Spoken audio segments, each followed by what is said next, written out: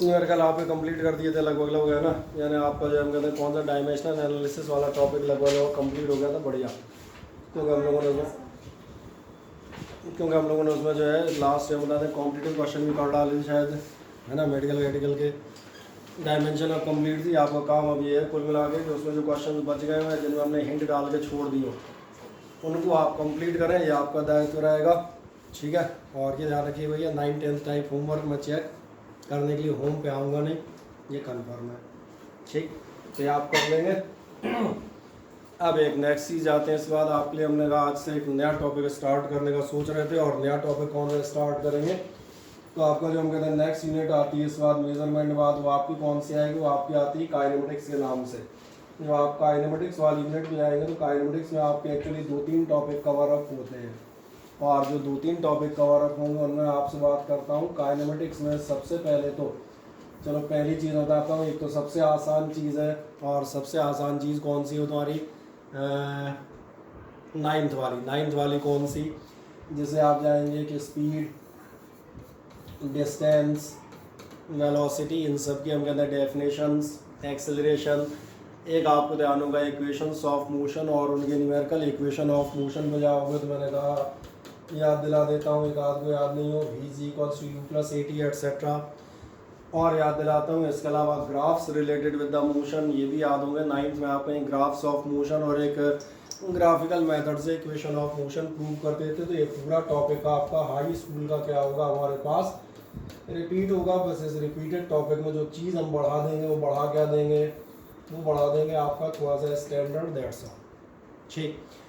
अब अगली चीज़ आती है तो फिर क्या हम पूरा जब उसी टॉपिक को पढ़ाते हुए जाएंगे तो नहीं, जो स्टैंडर्ड बढ़ाएंगे वो स्टैंडर्ड आप देखेंगे। एक तो डेरिवेशंस के अबाउट बढ़ेगा, और सबसे खास बात जिस चीज़ के अकॉर्डिंग बढ़ेगा वो यहाँ पर आपके लिए कहलाएगी कैलकुलस। अब यहाँ से आप जो है मैथमेटिक्स की एक लैंग्वेज, ऐसा आपको याद होगा मैंने आपसे कहा था the language of physics is mathematics. जब भी हम फिजिक्स में बात करेंगे तो कई बार कई लोगों को शक हो जाया करेगा, बोले आजकल फिजिक्स ही पढ़ा रहे हैं, भूल बात तो नहीं कि मैथमेटिक्स पढ़ाने चले गए हों, ठीक है ना। मैंने ऐसी कोई दिक्कत नहीं, मैंने कहा हम क्या पढ़ा रहे होंगे, फिजिक्स ही पढ़ा रहे होंगे। डिफरेंस ये है कि हम क्या कहाँ चल रहे होंगे, मैथमेटिकल इंटरप्रिटेशन पे।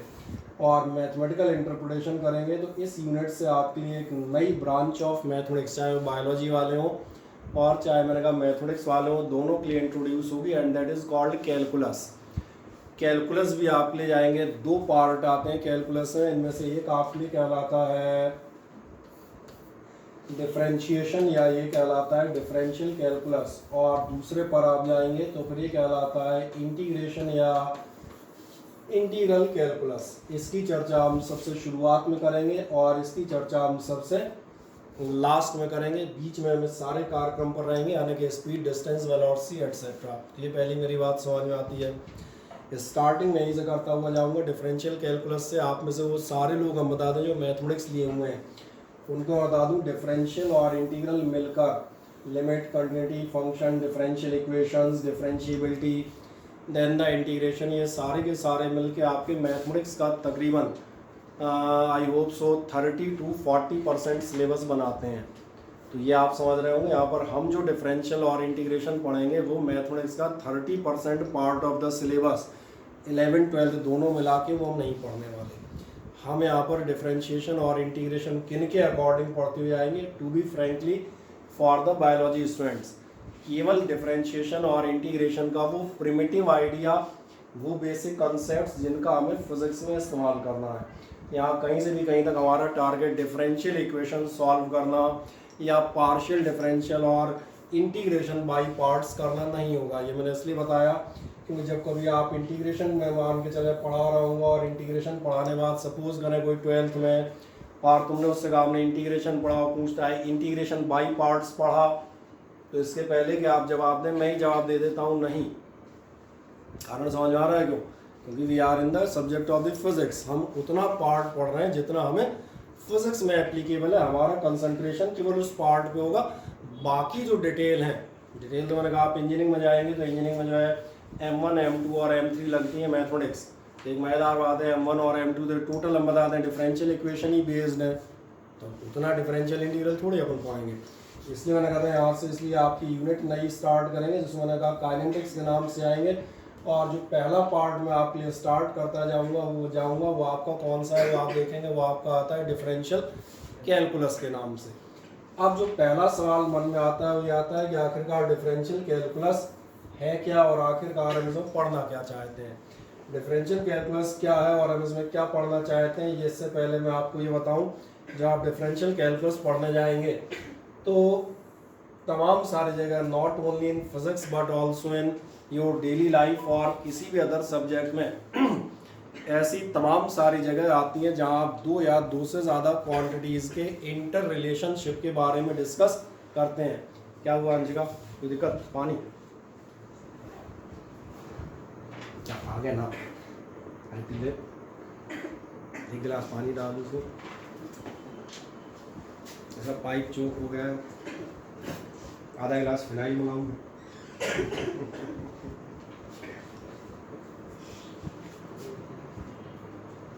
ज़्यादा मत खास, नहीं तो सब तुझे निकाल देंगे बाहर, धक्का मार मार के पक्का कह रहा हूँ।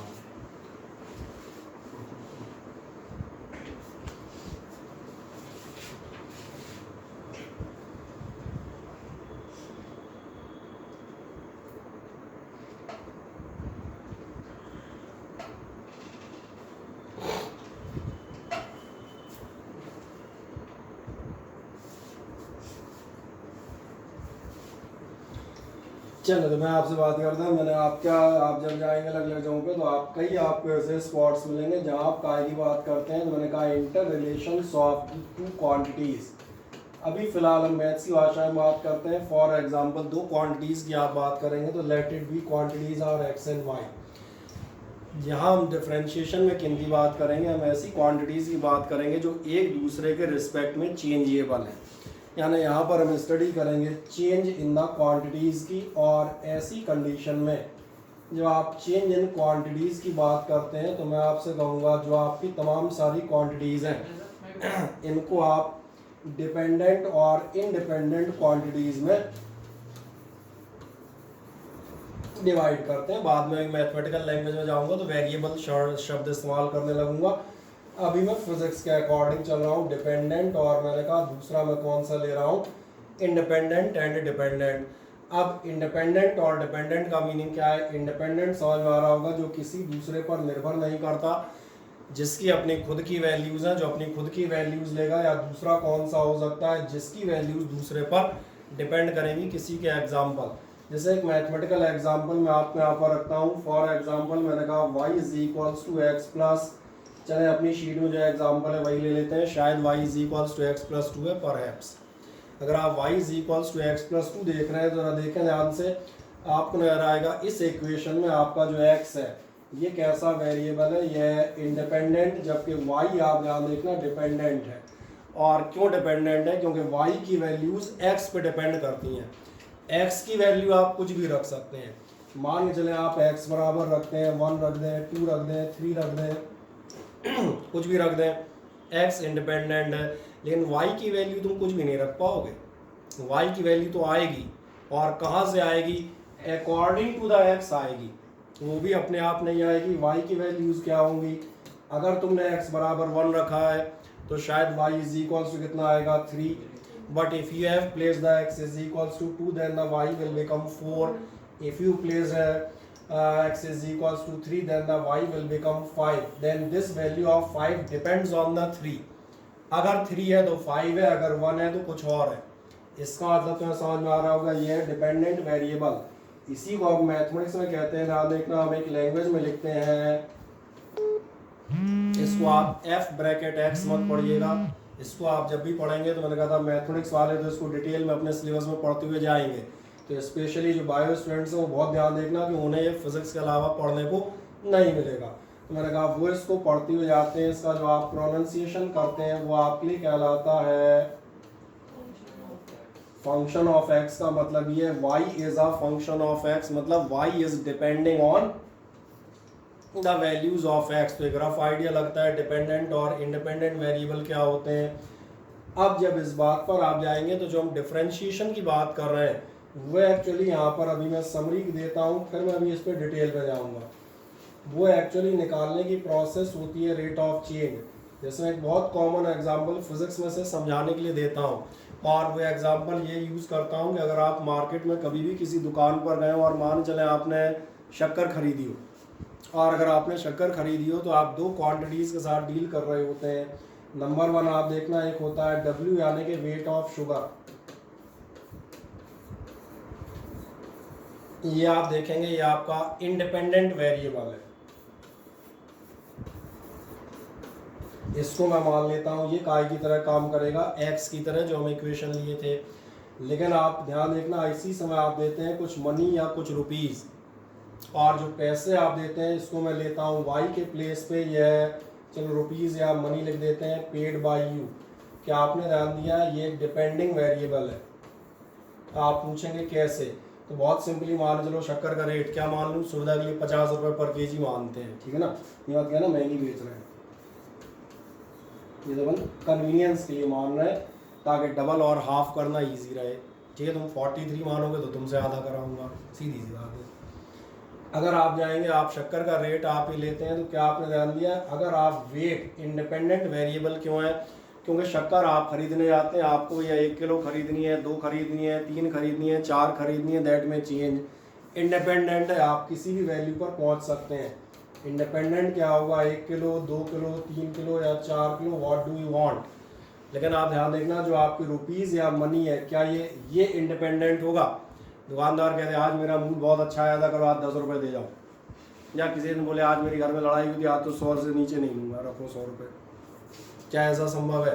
No, the money is depending on the values of the x और the values of the weight of the sugar. अगर आप 1 किलो ले रहे हैं तो 50 रुपये होंगे, 2 किलो लोगे तो 100 रुपये होंगे, और अगर आधा किलो में तुमने काम चलाया तो 25 रुपये। चलो अच्छा है, गणित तुम्हारी ठीक है, सही है ना। तो ये समझ में आते हैं। तो बस यहाँ पर ध्यान देखें, ये जो आप रेट ऑफ शुगर की बात करते हैं, रेट ऑफ शुगर क्या चीज़ बताता है। रेट ऑफ शुगर के लिए अगर हम ध्यान से देखें तो ये बता रहा होता है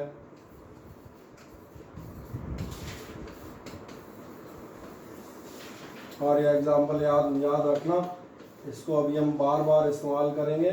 ये आपको बता रहा होता है rate of change in rupees,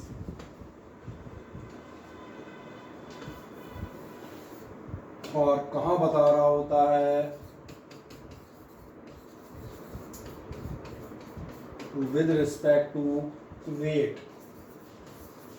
सही बोल रहा हूँ, वेट के अकॉर्डिंग, वेट के कंपैरिजन में आपके रुपए किस हिसाब से बदलेंगे, how the value of rupees और the money paid by you will change, that is decided by this, so it is called rate of change. हर 1 किलो के साथ 50 रुपये चेंज होने, वेट बढ़ाओगे तो बढ़ेंगे और कम करोगे तो कम होंगे। तो ये जो प्रोसेस है ये हमारे लिए कहलाती है डिफरेंशियल कैलकुलस। तो एक रफ प्रिमिटिव आइडिया आपको लगता है। अब हम बात करते हैं आखिरकार मैथमेटिकल कंसेप्ट हमारा क्या है। पहले तो आप अपनी कॉपी और पेन तैयार कर लें, 1 मिनट में तैयार है ऐसा देखें।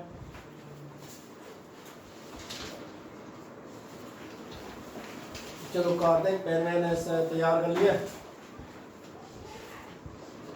Yes sir. ओके, और कौन है? आज था बढ़िया, आ जाए। छोटी छोटी डेफिनेशंस हैं, रफ में लिखते हुए जाएंगे। जो भी बात कर रहे थे, क्या बताया था आपको, वेरिएबल बताए थे, 2 टाइप के वेरिएबल डिस्कस कर रहा था, डिपेंडेंट और इंडिपेंडेंट। यहीं से चलते आते हैं। जो आपके पास शीट प्रिंट आउट आपको अगले टर्न में दूंगा, वो शीट भी आपको ये बताएगी, कोई अलग चीज़ें नहीं बताने वाली। एक सिंपल सा काम करें, टॉपिक का नाम डालें डिफरेंशियल कैलकुलस, टॉपिक का नाम डाल दीजिएगा डिफरेंशियल कैलकुलस, और दम लगाइएगा। आज का टॉपिक थोड़ा सा मज़ेदार तो नहीं होगा, देखो मैं साफ बताऊँ, मज़ा तो तुम्हें 2 दिन बाद आएगा जब मैं पढ़ाऊँगा distance is the length of the path. तो तुम कहोगे बढ़िया समझ में आ रहा है, समझ में कुछ नहीं आ रहा, तुम्हें पहले से पता है। ये चीज़ पढ़ाऊँगा तब तुम्हें मज़ा बिल्कुल नहीं आएगा, ये मैं पहले से बता देता हूँ, ठीक है ना। आ जाए वेरिएबल में बताता हूँ। वेरिएबल में आप, वेरिएबल क्या होते हैं कि आपको समझ में आता है, quantity which takes up different values under different situation. ऐसी क्वांटिटी जो अलग अलग वैल्यूज देती है उसी को आप वेरिएबल कहते हैं। लिख दें वेरिएबल में एक डैश मार के एक लाइन लिख दें, इसमें आप लिख दीजिएगा which takes different values. In short जाएंगे तो लंबा नहीं लिखेंगे, इसे जो बताता जा रहा हूँ तब लिखते हैं ना, which takes different values in different conditions. Takes different values in different conditions. Variable clear हो गया? ठीक, बाकी ग्रामर के लिए फिर आप इसको पढ़ना, इट इज़ डिफाइंड एज और वो सब इससे पूरे करना, वो शीट मिलेगी आपको। नेक्स्ट आप जाएंगे, कितने टाइप के होंगे आपसे कहा था 2। आइएगा नंबर 1 आप बताएंगे इंडिपेंडेंट। इंडिपेंडेंट में आप बताइएगा the variable which can take, independent में आप डैश मार्क लिख देंगे, the variable which can take up any value. बस इन शॉर्ट समझ में आ गया होगा, समझ में आ रहा है? चूंकि आप सारे लोग हम बता दें लगभग शुरुआत के दौर में ही है, तो फिर बता दूं पूरी डेफिनेशन यहाँ लिखने की जरूरत नहीं कि आप शुरू से लिखने लगे the variable which can take up is called, वो इज कॉल्ड वर्ड तुम घर पे पढ़ना।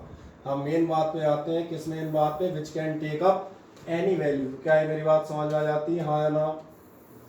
कोई समस्या? अब दूसरे पे आप पहुंच जाएंगे, डिपेंडेंट वेरिएबल। डिपेंडेंट वेरिएबल में आप डैश मार के, डिपेंडेंट आप किसको कहते हैं बताएं जरा सा हल्का सा? जो किसी दूसरे पे डिपेंड करेगा, जो कि एक्स के अकॉर्डिंग वैल्यूज देगा। लिख दें, इसमें आप लिख देगा whose values depend on, whose value depend on another independent variable, whose value depend on another independent variable. Example यही मजेदार है, इसी को कॉपी पेस्ट कर लेते हैं। एग्जाम्पल आप बताएंगे y is equals to X plus 2,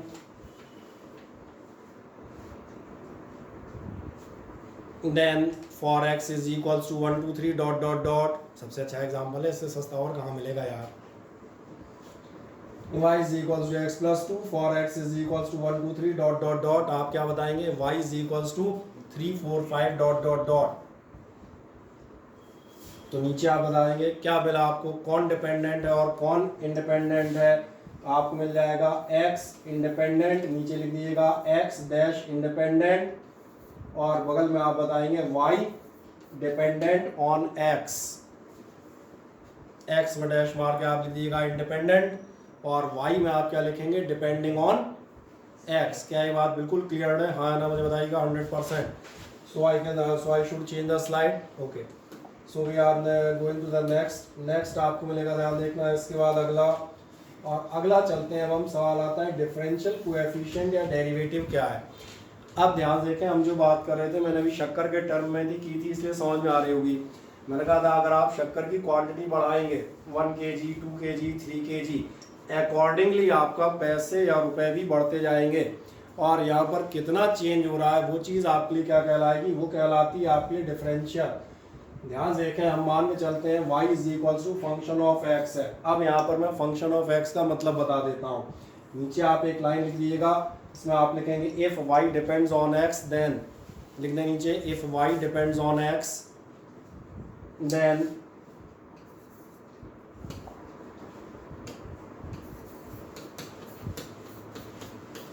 y is equals to function of x। चिन्ह मत करना, 10 बार हम पढ़ेंगे तो अपने आप पढ़ना आ जाएगा। y is equals to function of x होता है। क्या है मेरी बात समझ में आ रही है? अब बहुत ध्यान से पहले एक बार इस मेथड्स को देखें। मैं मान के चलता हूँ कि आपका y is equals to function of x है, y x पे डिपेंड कर रहा है। मैंने कहा increasing x by small amount delta x। मैं सपोज करता हूँ कि आप x की वैल्यू थोड़ी सी बढ़ा देते हैं। मेरा एग्जाम्पल है, आपको 1 किलो शक्कर 50 रुपए की आ रही थी, मान चले आप 1 किलो के बजाय 1 kg एंड 100 ग्राम लेते हैं, क्या रुपए पे कोई अंतर पड़ेगा? सेम आएगी 50 रुपए में? थोड़ा अंतर पड़ेगा। कितने की आएगी? 55 रुपए की। सही कह रहे हैं आप। इसका मतलब समझ में आ रहा होगा। और x को मैंने थोड़ा सा बढ़ाया डेल्टा x, तो आपको समझ में आ रहा होगा y will also change by a small amount. क्या है मेरी बात समझ में आती है? अब आप देखें ध्यान से, आप क्या कह रहे थे? y is equals to function of x है। उन्हें बहुत जल्दी समझ में आएगा जो पिछले चैप्टर में एरर्स पढ़ रहे थे। ध्यान है, मैंने कहा था अगर z x पे या y पे डिपेंड कर रहा है, x y में डेल्टा x एरर करोगे तो z में भी डेल्टा z एरर होती थी। जिन्होंने नहीं पढ़ा वो ध्यान देखें, उनके लिए भी मैं इस शक्कर वाले एग्जाम्पल के साथ था। मैंने क्या कहा था, अगर आप शक्कर को मान के चलें थोड़ा सा बढ़ा देते हैं, और अब आपने 1 किलो नहीं, कितनी शक्कर ली है? 1 kg एंड 100 ग्राम्स या 1.1 kg, आपको समझ में आएगा जो y था वो y नहीं रहेगा, वो आप सही कह रहे थे 55 रुपीज़ हो जाएंगे, यानी y भी थोड़ा सा बढ़ जाएगा। क्या ये समझ में आता है, हाँ या ना? आ जाए नीचे। नीचे आप बताइएगा इफ लिख दो एक नेक्स्ट लाइन, इसमें एक हेडिंग डाल दीजिएगा डिफरेंशियल कोएफिशिएंट, एक सिंपल हेडिंग डालो डिफरेंशियल कोएफिशिएंट, डिफरेंशियल कोएफिशिएंट। और डिफरेंशियल कोएफिशिएंट में नीचे डैश मार के जाएगा, नीचे आप बताइएगा if y is equals to function of x, और y is equals to function of x symbol में लिखना, जैसे मैं लिख लेना फंक्शन ऑफ x है ना, fx सिंपल कहता हूँ। और नीचे है then on increasing x by delta x, then on increasing x by delta x y will also increase by, then on increasing x by delta x y will also increase by delta y।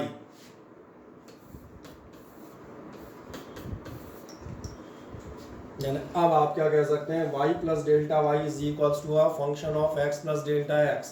ये बात कितनों को समझ में आती है मुझे बताएं। कोई डाउट हो तो पूछते चलिएगा, क्योंकि यही बेसिक है, इसमें खूब टाइम लगा लीजिएगा, कोई चिंता नहीं। आस्था समझ में आ जाता है? Yes sir. कोई डाउट हो तो बताइएगा।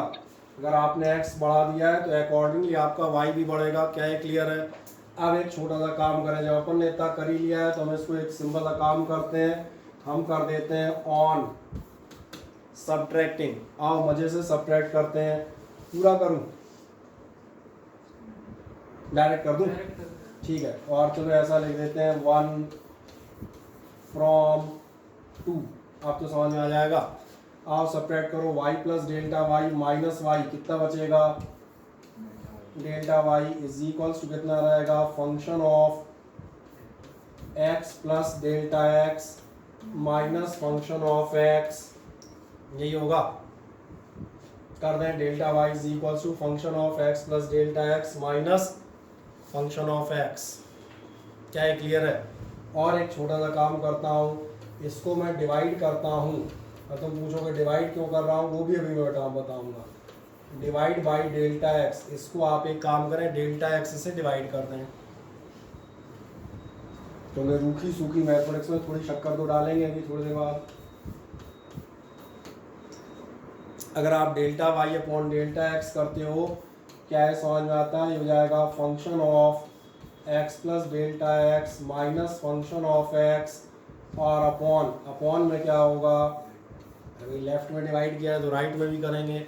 एक मज़ेदार बात आप बताता हूँ, यही delta Y upon delta X, यही अपने लिए 1 मिनट बाद कहलाने लगेगा डिफरेंशियल कोएफिशिएंट। अभी चिंता मत करना, कहलाने लगेगा, मैं 1 मिनट बाद इसको दिखाऊंगा। पहले तो आप देख लें delta Y upon delta X हमने निकाला है। तुम्हारे मन में प्रश्न होगा ये क्या निकाल भूल के धर दिया जाने, क्या नहीं आने लगा, मैंने क्या निकाल दिया। अरे भैया तुम्हें बताओ शक्कर का रेट क्या था जो अभी बताया था, बताओ कितना था? 50 रुपये है। 55 रुपये महंगी कब हो गई इतनी से? इतनी अल्ली महंगाई बढ़ रही। हाँ मेरे बीजेपी गवर्नमेंट इतना नहीं बढ़ा रही यार, कोई 15 के अंदर 55, जब तक घर पहुंचे तब तक 100 रुपये। शक्कर का रेट बताएं क्या था? नहीं 50 नहीं था, गलत जवाब दे रहे हैं। शक्कर का रेट बताएं।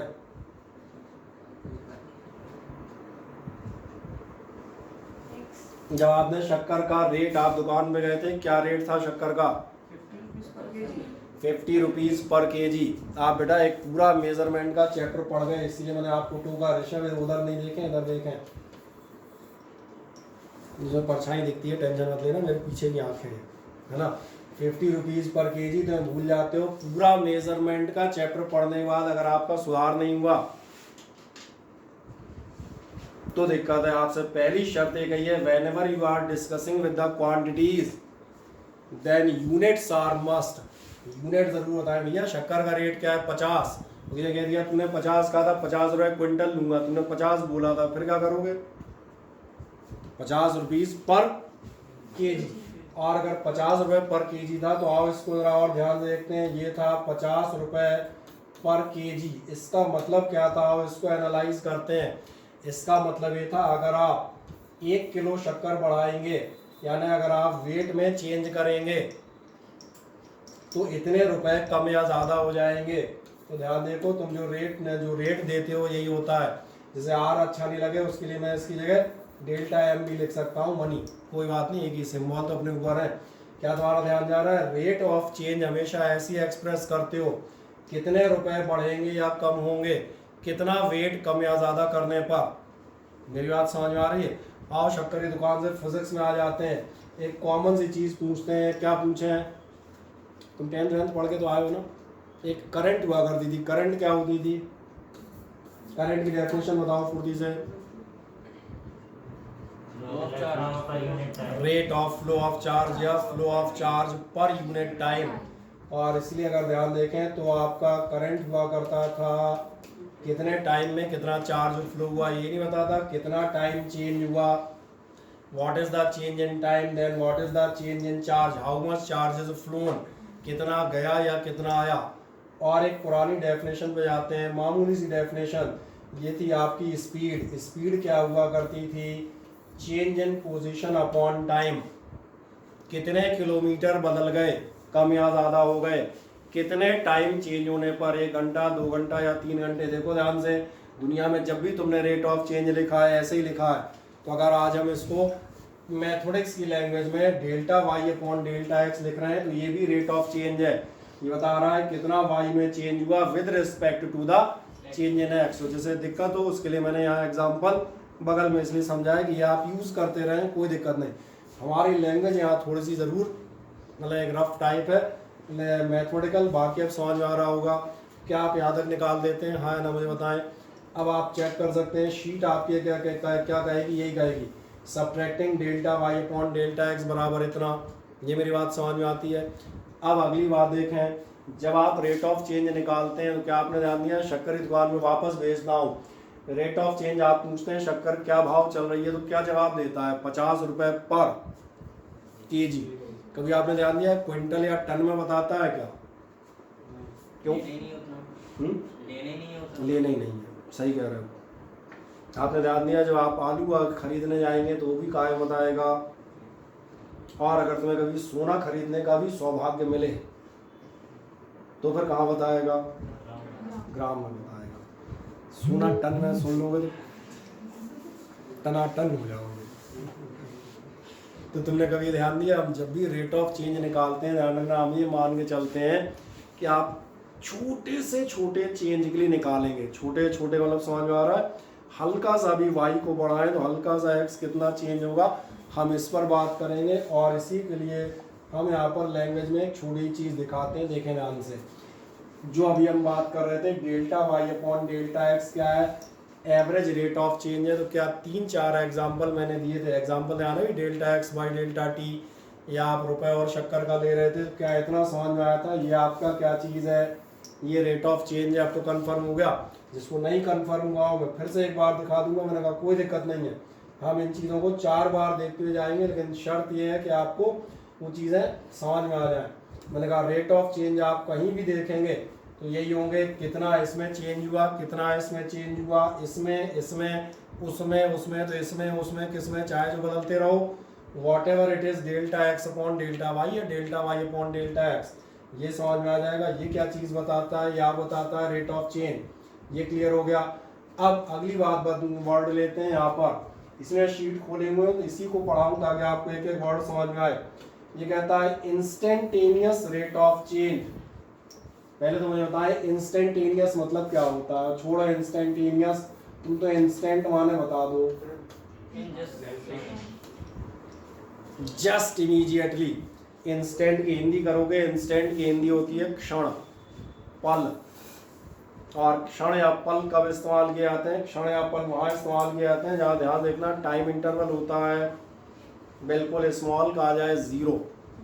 जैसे क्षण या वो नहीं होते, तो आप यहाँ कितनी देर से बैठे हैं तो एक टाइम बताया जाएगा।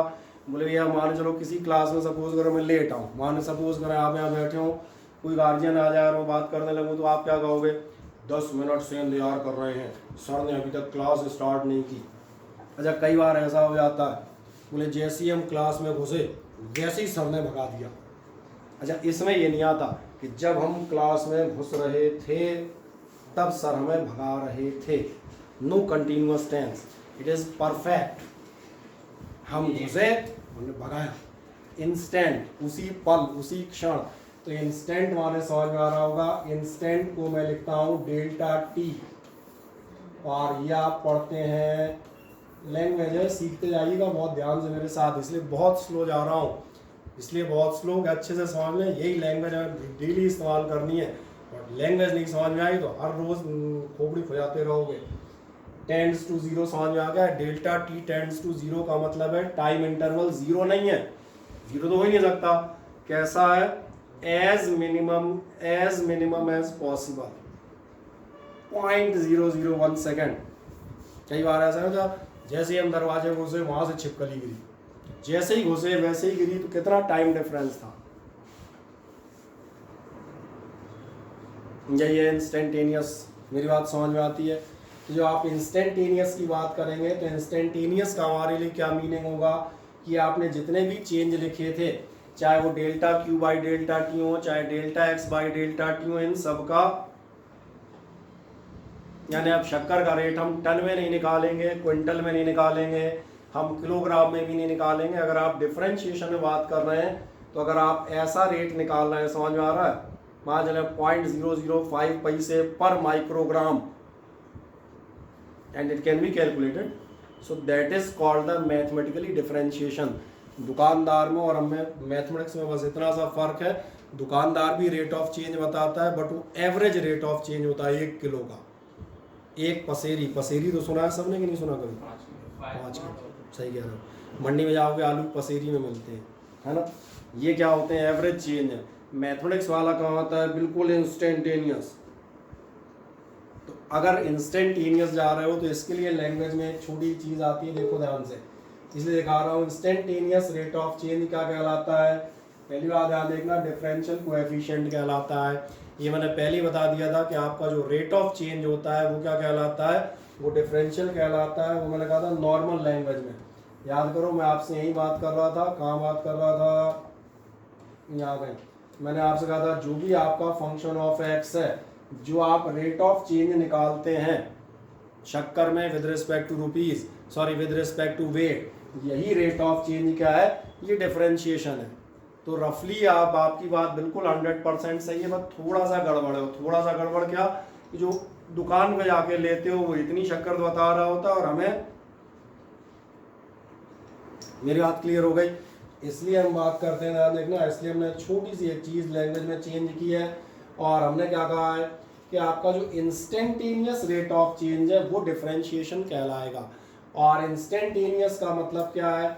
जो आप कह रहे थे delta Y upon delta X, या आगे जाकर क्यू अपॉन समथिंग रखेंगे, ये जो आपका डिनोमिनेटर है कितना होना चाहिए? इंस्टेंटेनियस मतलब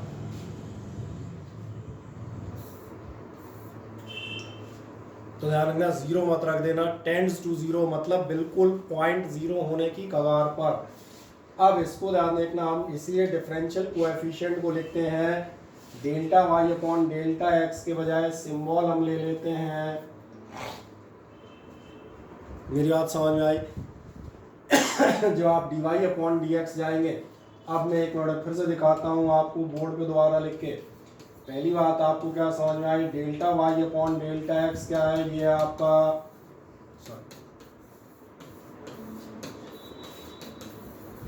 एवरेज रेट ऑफ चेंज, किस में? वाई में। जो भी वाई है, शक्कर का वेट हो सकता है, चार्ज हो सकता है, पोजीशन हो सकती है। एवरेज रेट ऑफ चेंज है इन वाई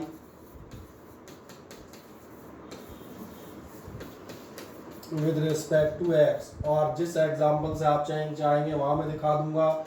एग्जांपल में फिर याद दिला देता हूँ। करंट क्या है? Rate of flow of charge with respect to time. आपकी स्पीड क्या है? स्पीड है आपका rate of change in position with respect to time. कहीं से भी आप निकाल सकते हैं ये, लेकिन कैसा चेंज है? बड़ा एवरेज रेट। तो फिर इंस्टेंटेनियस चेंज क्या होगा? इंस्टेंटेनियस चेंज जो आप लेंगे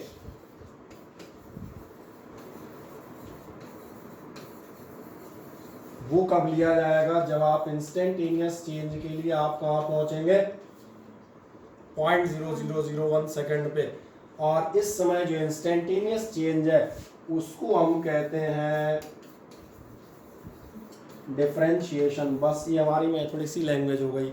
आओ एक एक स्टेप आपको नोट कराते हैं। पहला एक काम करें, लास्ट आपने लाइन क्या लिखी थी मुझे बताएं। आपने लिखी होगी शायद delta Y upon delta x function of x plus delta x minus function of x upon delta x, ये लिखा है। इसके नीचे आप बताइएगा delta Y upon delta x is, लिख दें आराम से, मस्ती से लिखें और बिल्कुल घर जाके 3 बार पढ़िएगा। Delta Y upon delta x is average rate of change, मजे से लिख दें, मैंने बोर्ड पे भी लिखा हुआ है, is average rate of change in y with respect to x, average rate of change in y with respect to x। क्या है, समझ में आ जाता है, हाँ या ना। फिर एक सवाल बनाए, एवरेज है तो तुरंत वाला क्या होगा, नीचे आप बताइएगा इंस्टेंटेनियस चेंज, या ऐसा लिख दो for instantaneous change delta x tends to 0। Instantaneous change के लिए आपका क्या होगा, डेल्टा एक्स कितना होना चाहिए, टेंड्स टू 0। वैसे पढ़ना समझ में आ गया होगा। और नीचे बताएंगे it is called differential coefficient.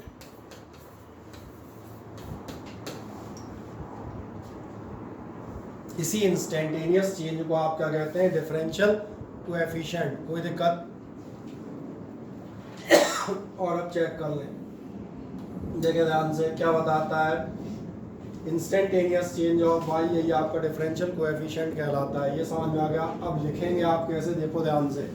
तो मालूम है रेट ऑफ चेंज क्या था, delta Y upon delta x था, ये लिखे बैठे हो।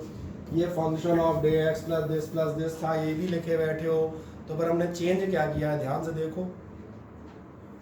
ये जो लिम लिखा है, लिम का मतलब है लिमिट। ये एक लिमिट अप्लाई की है। क्या लिमिट अप्लाई की है कि अगर आपका डेल्टा एक्स टेंड्स टू 0 होगा तो फिर ये कहलाएगा डिफरेंशियल कोएफिशिएंट या फिर डेरिवेटिव। अब समझ में आता है, यही मैं आपसे डिस्कस कर रहा था। तो लास्ट आपने, मुझे लग रहा है यहाँ कहीं लिखा है डिफरेंशियल कोएफिशिएंट, ये लिख दिया है। नीचे आप बता देंगे, नीचे आराम से एक लाइन बता देते हैं, देखें ध्यान से। यहाँ बता देते हैं आपके लिए, फिर से आराम से बता दें। डिफरेंशियल कोएफिशिएंट या ब्रैकेट में आप लिख सकते हैं डेरिवेटिव ऑफ वाई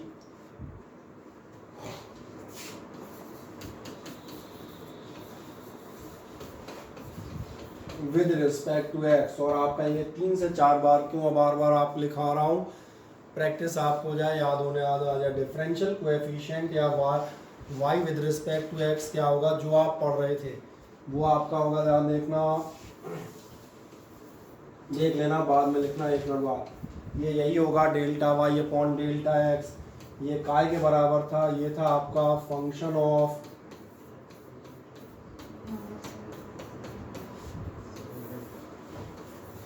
तो फिर इसमें उसमें अंतर क्या रहा हो, तो वही पढ़ रहे थे पिछले पेज पे भी। नहीं, इसमें अंतर ये है, मैं पूरा लिख देता हूँ, लिम के बजाय मैंने कंप्लीट लिख दिया लिमिट, ताकि आप पढ़ने में दिक्कत नहीं आए।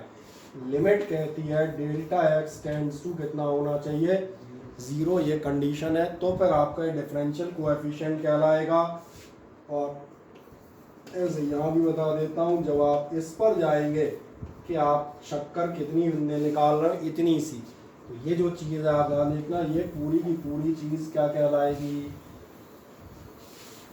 ये डिफरेंशियल कोएफिशिएंट कहलाएगी। और एक लास्ट बात, हर बार इतना बड़ा बड़ा लिखेंगे तो कौन लिखने का जाएगा, इसलिए इसे हम सिंबॉलिक लिख देते हैं अगली बार में।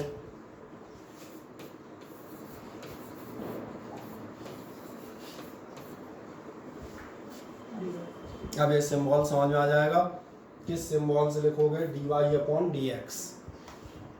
कोई दिक्कत, कोई डाउट मुझे बताएं, आराम से लिख दें।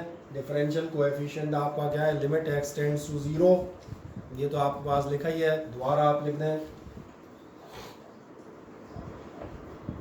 Limit x tends to 0 delta y upon delta x is equals to कितना होगा, limit delta x tends to 0 function of x plus delta x minus function of x upon delta x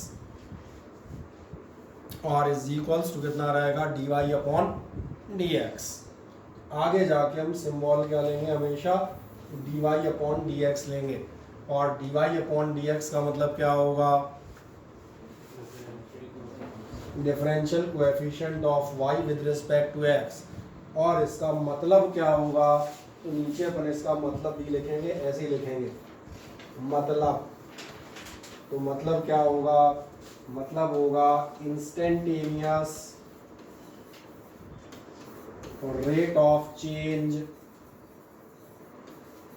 in y. WRT समझ जाओगे, WRT हम इस्तेमाल करते हैं with respect to के लिए।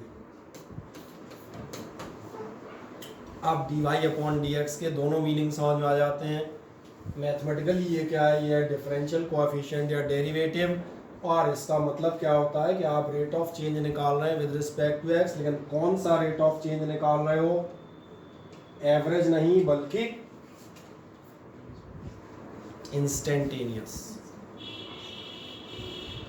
इस तरह से आपको डिफरेंशिएशन की पहली बात तो मिलेगा डेफिनेशन समझ में आनी चाहिए, जिस पे हम बात कर रहे थे।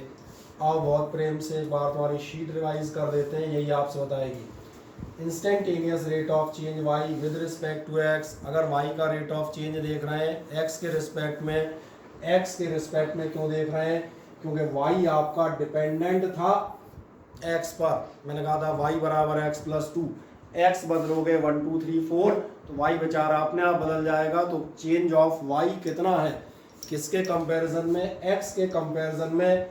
ये क्या कहलाता है, डिफरेंशियल कोएफिशिएंट, या सिंपली डेरिवेटिव, या सिंपल भाषा में डिफरेंशियल अकेला कह दोगे तो भी काम चल जाएगा। कितना होगा भाई, delta Y upon delta x, ये आप प्रूव कर चुके। बस ये ध्यान रखिएगा, इंस्टेंटेनियस मतलब ये लिमिट आप अप्लाई करेंगे। क्या है, मेरी बात समझ में आती है, हाँ या ना। अब जैसे हम एग्जांपल दिखा देते हैं, कोई कहेगा हम कहाँ मान सकते हैं, तो इसलिए यही एग्जांपल है, 2 मिनट पहले साइड में दिखा रहा था। अब ये एग्जांपल आपके पास मौजूद है, नीचे लिख दीजिएगा example.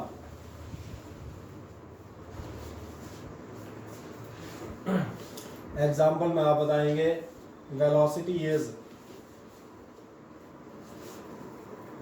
The change in displacement per unit time. आराम से लिखते हैं, velocity is the rate of displacement या rate of change in displacement with time. क्या ये मैं सही हूँ? मैंने इसलिए 9th का एग्जाम्पल पकड़ा है जो आपको मालूम है, मैं कोई बड़ा एग्जाम्पल नहीं ले रहा। अगर आप 9th में होते तो क्या आप ऐसे ही लिखते, v बराबर delta x upon delta T, हाँ या ना बताएं। लिख दें v बराबर delta x upon delta T. ठीक, अब आपके एंड्रॉयड वर्जन को अपग्रेड करने का वक्त आ गया है। अभी वर्जन 9 चल रहा था, वर्जन 11 आएगा, ठीक है ना। और कुछ नहीं, अपग्रेड करेंगे, बट दैट्स ऑल, बदलेंगे कुछ नहीं, बेसिक वही रहेगा, एंड्रॉयड थोड़ा बदल जाएगा। तो ध्यान देखो, ये कौन सा वर्जन है, वर्जन 9 है। v is equals to delta x upon delta t, it is well known to you. तो फिर डिफरेंशिएशन फॉर्म क्या होगा, डिफरेंशिएशन फॉर्म में कुछ नहीं कहोगे, velocity is the rate of change in x with respect to time. तो rate of change में हम जोड़ देते हैं, कौन सा rate of change, instantaneous rate of displacement. जब आप इंस्टेंटेनियस कह रहे हैं, दिख रहा है वर्ड इंस्टेंटेनियस, इंस्टेंटेनियस का मतलब क्या होगा, एक्स नहीं टी, टाइम टेंड्स को टाइम के अकॉर्डिंग होगा ना। 1 घंटे चलोगे तो 40 किलोमीटर, और 2 घंटे चल गए तो 80, आधे घंटे चले तो ये तो टाइम पर डिपेंड करेगा ना, टाइम पर डिपेंडेंट है। तो जिस पे डिपेंडेंट होते हो हमेशा कहाँ आएगा, नीचे। मेरी बात समझ में आ रही है? तो ये बता रहा है इंस्टेंटेनियस मतलब, अब घंटे मिनट की बात नहीं करेंगे, we will talk about the second, millisecond. तो ये हो गया टेंड्स टू 0, और इसको अब तुम नए तरीके से, ये वर्जन 11 हो गया, ये वर्जन 9 था, 9 और 11 तो समझ रहे हो ना।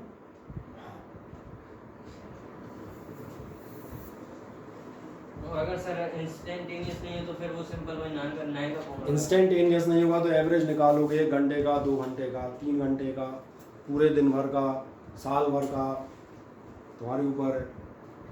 वो फॉर्मूला नहीं लगा सकते थे क्या? एवरेज तो वही है ना, वो तो शुरुआत में बता दिया एवरेज होता है। तो एवरेज मतलब 1 घंटे का, 2 घंटे का, पूरे दिन भर का। दिन में तो कहाँ बात कर रहा हूँ, बिल्कुल इंस्टेंटेनियस, सेकंड के भी मिली सेकंड का, उस समय ये होगा। और हम इसी की चर्चा करेंगे। क्यों करेंगे अभी आप पूछना मुझसे, जब मैं एक एवरेज स्पीड वाले उस पर आऊँगा तो मैं ये भी बताऊँगा क्यों ऐसा हमने किया था, मैं इसको भी डिस्कस करूँगा। क्या पहले मुझे बताएं 9 और वर्जन 11 का अपग्रेडेशन समझ में आता है या नहीं, बस ये मेरा पूछना था। क्लियर हो जाते हैं। अभी 2 बार और बताऊंगा, कोई दिक्कत नहीं। अभी आपने क्या लिखा था, मुझे एक लाइन बताएं। Example velocity is the rate of change, बस तो बता दो v बराबर delta x upon delta T, पुराना हो गया। अब नीचे आएगा इन डिफरेंशिएशन फॉर्म, आराम से लिख दो, in differentiation form velocity is the instantaneous rate, language बदल गई। In differentiation form velocity is the instantaneous rate of displacement with respect to time, instantaneous rate of displacement with respect to time। और जो आप instantaneous की बात कर रहे हैं तो फिर हो जाएगा v is equals to limit delta t tends to 0। मेरा पढ़ना समझ में आ रहा है, v is equals to limit delta t tends to 0 delta x upon delta t। ये आपके 9th वाले ने शर्त लगाई है, कंडीशन अप्लाई की है, तो इसको आप लिखेंगे dx by dt। क्लियर हो गया। जैसे ऊपर आप चेक कर सकते हैं, इंस्टेंटेनियस मैंने कहा था डेल्टा y और दिस, उसको आप क्या लिखेंगे, d by d के टर्म में लिखते हुए जाएंगे। क्लियर हो गया। और एक एग्जांपल ले लेते हैं, छोटा सा एक्सेलरेशन देख लेते हैं। एक्सेलरेशन भी मेरा मानना है बहुत सारे लोगों को याद होगा लास्ट ईयर का। एक्सेलरेशन क्या था, चेंज इन वेलोसिटी पर यूनिट टाइम, यही होता था। 9th में होते तो यही बताते delta v upon delta T. तो पर हमारा मॉडिफिकेशन क्या होगा, what will be the modification, modification हमारा ये होगा, अब हम कहेंगे, अब आपके लिए कहा जाएगा acceleration is the not rate of change but the, पढ़ना रहा है क्या लिखा है, ऐसे नहीं पढ़ना, yes, instantaneous rate of change. Instantaneous के लिए मैंने क्या चेंज किया है, और इसलिए अब ये कन्वर्जन हो जाएगा डिफरेंशिएशन फॉर्म में, यानी कि dv अपॉन dt। तो ये अंतर है, बस आप 9th में ऐसे पढ़ते थे, 11th में हम ऐसे लिखेंगे। एक और एग्जांपल बता देते हैं, बता दो acceleration is the change in velocity पर unit time. Acceleration is the change in velocity per unit time। Change in velocity per unit time, यानी a is equals to कितना होगा, a is equals to delta v upon delta t। ये कौन सा formula है, ये बिल्कुल पुराना वाला, सही है ना। अब नए में आ जाओ, नए में क्या चेंज है, नए की लैंग्वेज देख लो, अपने आप बदली हुई नजर आ रही होगी। नीचे चले आएगा इन डिफरेंशिएशन फॉर्म, और जितना नहीं लिखना हो जितना लिख दो नाउ, सबसे बढ़िया। अब क्या होगा, acceleration is the instantaneous rate of change of velocity, पढ़ने आ रहा है, instantaneous rate of change of velocity, किसके रिस्पेक्ट में, विद रिस्पेक्ट टू टाइम।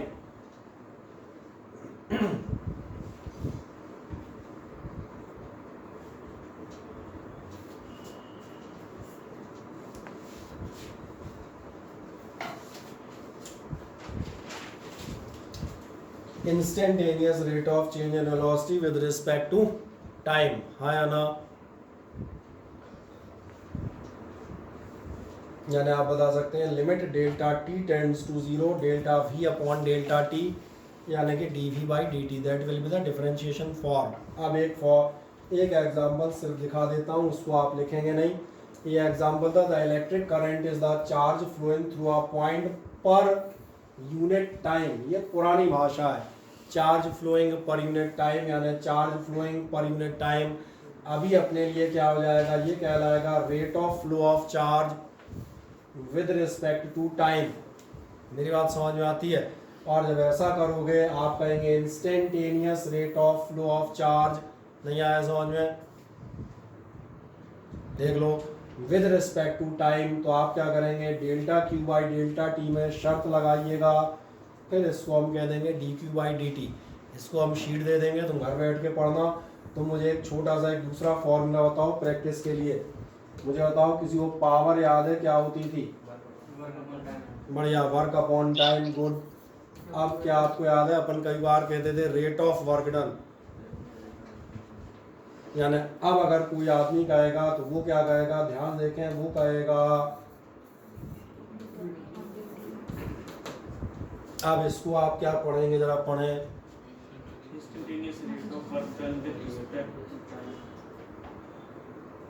हाँ जगह से पूछू नहीं, उसकी आवाज़ भी नहीं निकलने वाली है ना, खुशी बताएगी।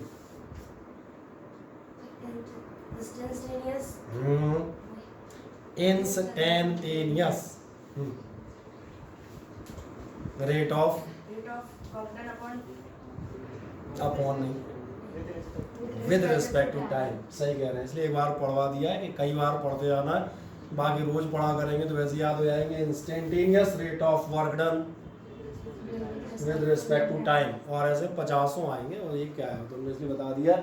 एक बार लिखना, आपको नई लैंग्वेज है, ध्यान जा रहा हो, इसमें कहा था बिल्कुल नया टॉपिक है, आज तक कहीं नहीं पढ़ा, पहली बार पढ़ रहे हो, ढंग से पढ़ लेना, लैंग्वेज एक दो बार बोल के सीख लेना, ठीक है। इसके बाद हम बताते हैं ज्योमेट्रिकल रिप्रेजेंटेशन है, ये अपन इसके बाद चलेंगे ताकि तुम्हारा थोड़ा मनोरंजन कर दें। ये तो मनोरंजन नहीं होगा, तुम थोड़ी बात कहोगे पता नहीं क्या पढ़ा रहे हैं। आज मैं बात करता हूँ कुछ इंपॉर्टेंट फॉर्मूले डिफरेंशिएशन के। इंपॉर्टेंट फॉर्मूले डिफरेंशिएशन के क्या होते हैं, कुछ नहीं होते, बहुत सिंपल सी बात बताते हैं। जो आप डिफरेंशिएशन के लिए कुछ फॉर्मूले इस्तेमाल करते हैं, ये इंपॉर्टेंट फॉर्मूले। जैसे आप ध्यान जाएंगे, कई सारी दुकानों पे एक बोर्ड लगा होता है, शक्कर, दालचीनी, गरम मसाला, फलाना ठिकाना, 40 रुपये केजी, 100 रुपये केजी, एट्सेट्रा। यानी सब आपके क्या दिए होते हैं, इंस्टेंटेनियस रेट ऑफ चेंज दिए होते हैं। तो जो आपकी रेट ऑफ लिस्ट है मैथमेटिकल, वो आपकी क्या कहलाएगी, डिफरेंशिएशन के फॉर्मूले सिंबल से। अब कहाँ हम इनका इस्तेमाल करेंगे ये बताता हूँ, और कैसे इस्तेमाल करेंगे। पहले तो एक चीज़ देखें, फिर से मैं एक बार रिपीट करता हूँ दोबारा, क्या आपका ऐसा ध्यान है, हमने कहानी यहाँ से स्टार्ट की थी कि अगर आपका y फंक्शन ऑफ x है, अच्छा y is equals to function of x का मतलब आप भूल गए हो, तो मैंने कहा था फॉर एग्जांपल अगर y डिपेंड्स अपॉन x है तो ऐसे सिंपल ही पढ़ा सकते हैं यार। देखो, अगर y डिपेंडिंग ऑन x है तो क्या होगा, rate of change in y कितना चेंज हो रहा है वो विद रिस्पेक्ट टू x के रिस्पेक्ट में निकालेंगे। ये आपके लिए डिफरेंशियल कहलाता है dy अपॉन dx, यही कहलाता है इंस्टेंटेनियस रेट ऑफ चेंज। अगर उसको पूरा पढ़ोगे, instantaneous rate of change in y with respect to x, या इन शॉर्ट कह देंगे डिफरेंशियल ऑफ x, खत्म। अब हम छोटे पे आ जाते हैं। अच्छा मुझे एक बात बताएं, मैं यहाँ पे कहता हूँ y की वैल्यू x पे डिपेंड करेंगी, बढ़िया है। मैं आपके लिए एक एग्जांपल लेता हूँ, मैं आपसे कहता हूँ sin x is a function of x। क्या ये मेरी बात सही है या गलत है? सही है। बताओ आस्था, ये बात सही है गलत है? अरे आस्था है वहाँ पे इसमें दिख रही है, सही है। कैसे मुझे बताएं? सर क्योंकि x की वैल्यू बढ़ेगी तो साइन की भी वैल्यू बढ़ेगी, क्योंकि यहाँ पे थीटा x है। हाँ, तो अपन ऐसा कहते हैं चेंज होगी, अपन ऐसा ही कह सकते हैं। क्या आपने ध्यान दिया, अगर x ये बहुत सिंपल सा लेता हूँ, अगर आप 30, 45, 60 एटसेट्रा रखें, क्या आपका ध्यान जाता है साइन x की वैल्यू भी मेरा ख्याल है कितनी, 1/2 है ना, और 1/√2 और ऐसा कुछ तो भी ठीक है, तुम्हें याद होगी यार। x की वैल्यू चेंज करोगे तो साइन x की वैल्यू चेंज होगी, ये कन्फर्म है। और इसलिए इनकी बात ये सही थी कि साइन x और x फंक्शन ऑफ x हैं। अगर ऐसा है तुम ये कह रहे हो इसको बदलने पर ये बदलेगा, शक्कर के आप किलो बदलते थे, 1 किलो 2 किलो तो रुपए बदल जाते थे, तो आपको रेट ऑफ चेंज की ज़रूरत पड़ी थी। इसका मतलब आप ध्यान देखना यहाँ पर रेट ऑफ चेंज क्या भाव चल रही है आजकल, साइन x ऐसा आप जानना चाहेंगे, है ना। तो हमने कहा रेट ऑफ चेंज आप कितना निकालना चाहेंगे, साइन x, और किसके रिस्पेक्ट में निकालना चाहोगे, उसी के रिस्पेक्ट में जिसे देख के बदल रही है। भैया एक्स के अकॉर्डिंग साइन एक्स कितना बदलता है पर डिग्री पर रेडियन, यही तो कहोगे। ये बदल रहा है दिख रहा है, 1 डिग्री पे कितना बदलेगा, तो यही मैंने कहा क्या भाव चल रही है साइन एक्स, ऐसे ही पूछ सकते हैं अगर अपन मार्केट में खड़े हो जाए तो मैंने कहा अगर आप जाएंगे rate of change in sine x with respect to x, इसको आप कैसे लिखेंगे, आपका ध्यान जाता है, इसको आप लिखेंगे, नहीं गया ध्यान,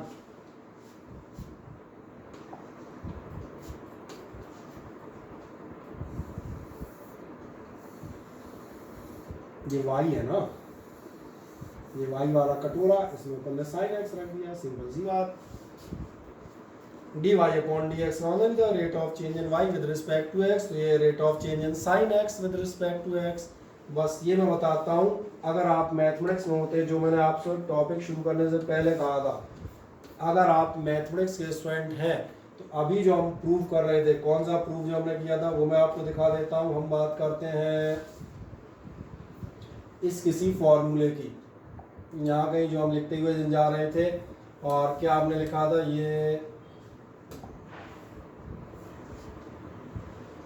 कहलाता है फर्स्ट प्रिंसिपल ऑफ डिफरेंशिएशन। आपके एग्जामिनेशन में, आपके बोर्ड में, मैथमेटिक्स के पेपर में क्वेश्चन आता है, find the differential coefficient of sine x with the help of first principle of differentiation. First principle of differentiation से आप क्या काम करें, आप जो है वो साइन एक्स की वैल्यू कैलकुलेट करें उसके डिफरेंशियल की। मैंने आपको रिमाइंड किया, हमने मैथमेटिक्स का पेपर नहीं देना हो, चलो हम तो दे भी आए, बायोलॉजी वाले कहेंगे हमें तो नहीं देना ना, तो इसका मतलब है फर्स्ट प्रिंसिपल से डिफरेंशिएशन कैलकुलेट करना हमारे सिलेबस का पार्ट नहीं है। ये कहानी मैथमेटिक्स वालों के कंधे पे सौंपते हैं, हम इनसे डायरेक्ट इनके फॉर्मूले मांग लेते हैं। तो अगर हम डायरेक्ट फॉर्मूले मांगेंगे तो फॉर्मूले हमारे कहाँ चले गए, मिल नहीं गए, चलो कहीं तो होंगे यार, ये वाला, चलो जो भी थे। तो मैंने कहा यहाँ जो आप लिख रहे थे D sine x upon d x, इसके लिए मैं रेडीमेड आंसर बताता हूँ, ये आप याद रखेंगे कितना आता है कॉस एक्स। अब ये हमारा ध्यान रखना डायरेक्ट रेट ऑफ चेंज है, ऐसे ही ध्यान जा रहा होगा जैसे sine x function of x था। मेरा एक क्वाइट सिंपल क्वेश्चन है, क्या कॉस एक्स आपका फंक्शन ऑफ एक्स होगा, हाँ या ना बताएं, होगा, ठीक है। तो एक छोटा सा काम करें, 1-2 मिनट में आप ये फॉर्मूले नोट करें, 1-2 मिनट में आपको दोबारा कंटिन्यू करता हूँ, ठीक है।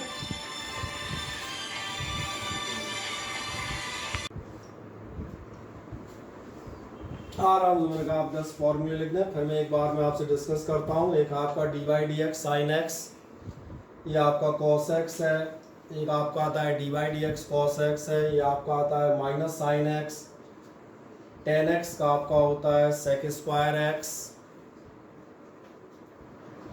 ऑनलाइन वालों को फॉर्मूले साफ नजर आ रहे हैं, ऐसा चेक करें, ठीक है, देख लेना बिल्कुल साफ नजर आए ना, कोई दिक्कत हो तो बता देना।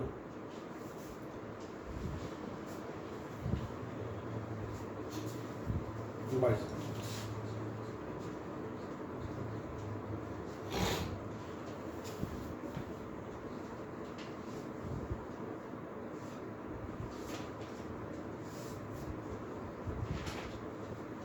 किनारे हो जाओ, ओके।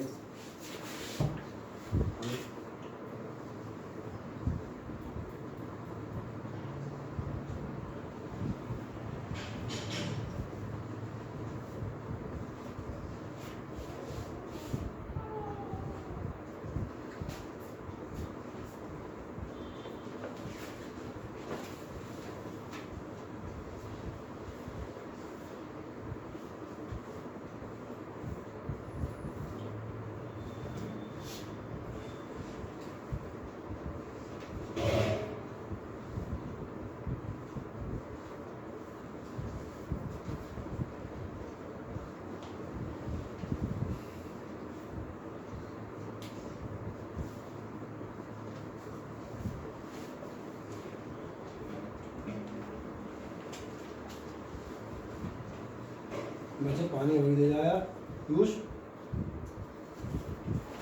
पानी दे जाओ।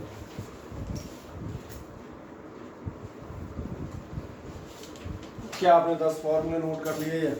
अब जो हम बात कर रहे थे उसको मैं कंटिन्यू करता हूँ। जो मैंने कहा था साइन एक्स आपका जो है वो फंक्शन ऑफ एक्स है। मैंने आपसे पूछा था क्या कॉस एक्स एक्स का फंक्शन है? कॉस एक्स की वैल्यू एक्स पे डिपेंड करती है या नहीं करती हैं? अगर आप एक्स बदलेंगे तो कॉस एक्स चेंज होगा, समझ में आता है। इसका मतलब क्या हुआ, जैसे हमने चेंज इन साइन एक्स निकाला था रेट ऑफ चेंज, वैसे हम rate of change in cos x भी आप निकाल सकते हैं। ऐसे आप ध्यान देखना, क्या आपका टेन एक्स एक्स का फंक्शन है? बिल्कुल होगा। तो ध्यान देखना है जितनी भी चीज़ें लिखी हैं इन सब की वैल्यू एक्स पे डिपेंड करती है।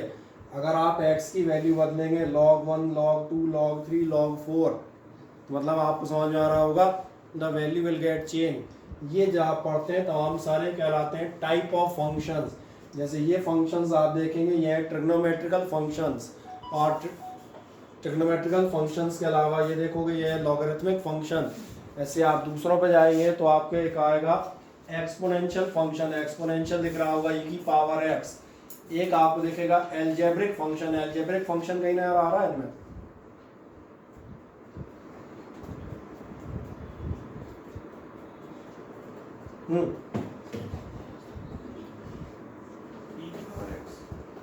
e की पावर x एक्सपोनेंशियल है, x की पावर n, क्योंकि x स्क्वायर x क्यूब ये सब आपके क्या कहलाते हैं?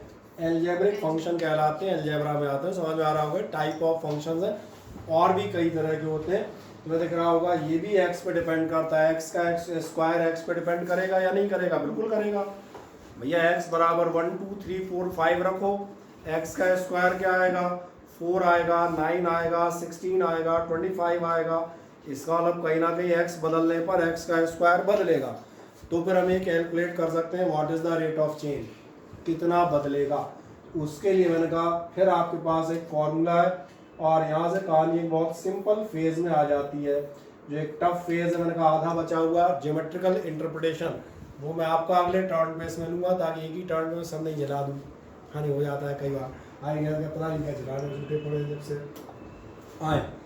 मान के चले आप पास कोई क्वेश्चन आता है differentiate with respect to x. एक छोटा क्वेश्चन लिख दें मजे से, लिख दें differentiate with respect to x.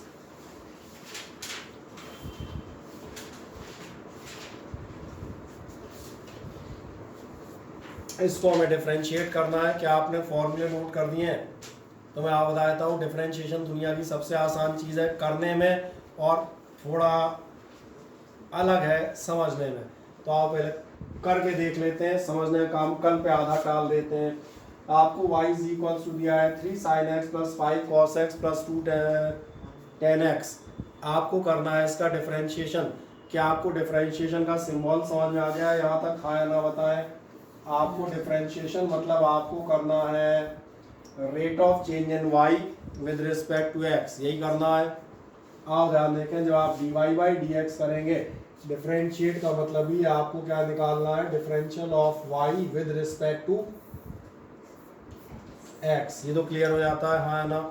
जब आप निकालने आएंगे dy बाई dx, तो ये ध्यान देखना ये आपके लिए होगा d अपॉन dx y की वैल्यू आपके लिए क्या है? 3 sin x plus 5 cos x और माइनस 2 tan x। और इससे आसान मैथमेटिक्स आपने इससे पहले पढ़ी नहीं होगी, मैं गारंटी करता हूँ। आए देखें 3 sin x, ये रहा आपका 3 dy dx of sin x। देखो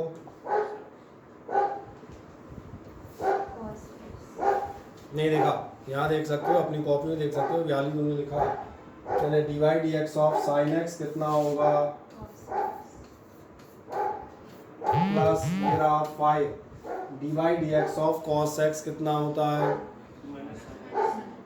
अच्छा आप 11th में मैं मान के चल देता हूँ, तो ये आपको याद होगा प्लस माइनस क्या हो जाते हैं, इसलिए मैं डायरेक्ट कर देता हूँ माइनस 5 sin x। किसी को कोई दिक्कत तो नहीं? ठीक है, minus 2 dy dx of tan x। Check करें, खुद से करें, नहीं मिलेगा तो हमें है आपके पास। ओके, तो ये हो गया आपके लिए 2 sec स्क्वायर x। और एक आखिरी बात और लिखना रह गई है, उसको भी लिख देता हूँ।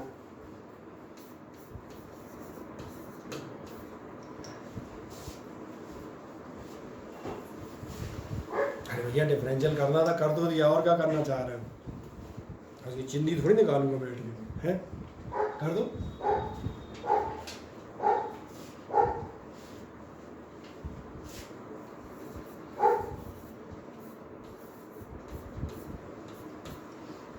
जब तुम इसको कर दोगे फिर मैं सेकंड वाले पे आऊँगा। फिर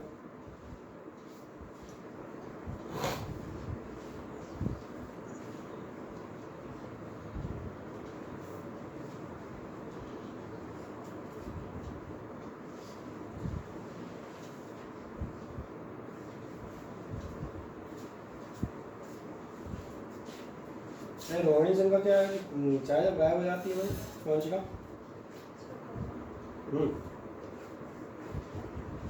ना तो ऑनलाइन आते हो ना ऑफलाइन, मैं फोन करूँगा। क्या बेटा क्लास देनी है रेगुलर में। इरेगुलर आदमी 3 तरह से घाटा पहुंचाता है। एक तो उसे देख के टेंशन होता है क्यों नहीं आ रहा, फिर दूसरा वो फीस नहीं देता, क्यों कहता है पढ़ाई नहीं तो फीस गायब हो गई, और सबसे बड़ी बात अगले साल बदनामी फैलाता है क्योंकि सबसे आगे कहेगा जाने क्या पढ़ाते हैं, मैं समझ में ही नहीं आता। मैंने कहा समझ में कहाँ से आएगा, तो हफ्ते में 1 दिन आ रहा है। चलो dy/dx आपने ये वाला कैलकुलेट कर दिया, हाँ ना बताएं। जब इतना कर दिया है तो एक और जाते हैं।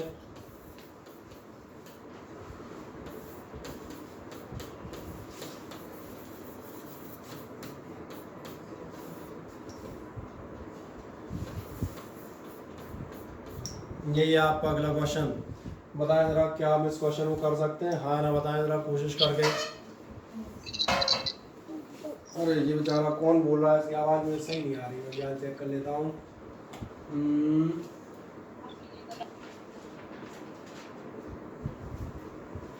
मोहित तुम्हारे हाँ नेटवर्क गड़बड़ दे रहा है तुम्हारा, सही है।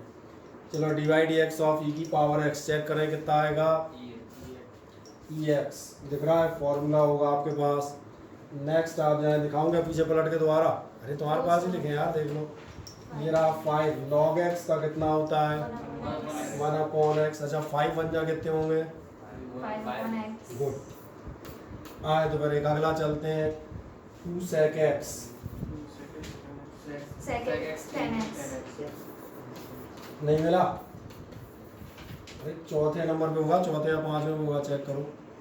ऐसे ही होगा चौथे या 5वें में, और कहाँ जाएगा नहीं है के साथ एंगल नहीं लगेगा। अच्छा बेचारा रह गया, sec बात x। नहीं इसको अब कहाँ डालूं।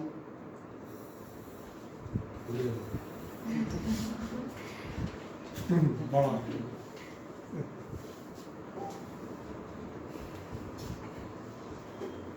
ये तो प्रिंटिंग मिस्टेक होती है यार।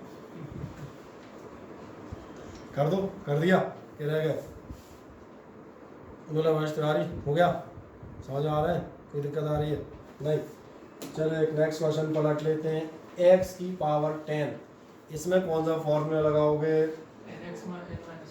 सही कह रहे हैं, x की पावर n। अभी अलजेब्रिक फंक्शन पूछ रहा था ना, बिल्कुल लास्ट वालों में दिया होगा x की पावर n, और इन शॉर्ट याद दिला देता हूँ, ये होता था nx n-1। ठीक है, मैंने वैसे दिखा दिया, dy/dx लिखा, इन शॉर्ट दिखा दिया, इसका ये होता था। आ जाओ मैं सॉल्यूशन में आता हूँ, क्या बताओगे?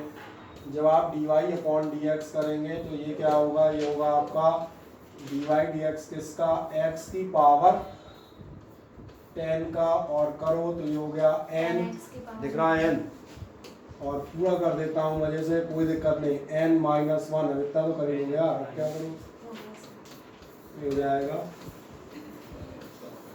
ठीक है, बढ़िया। अब इससे संघर्ष करेंगे मजे से।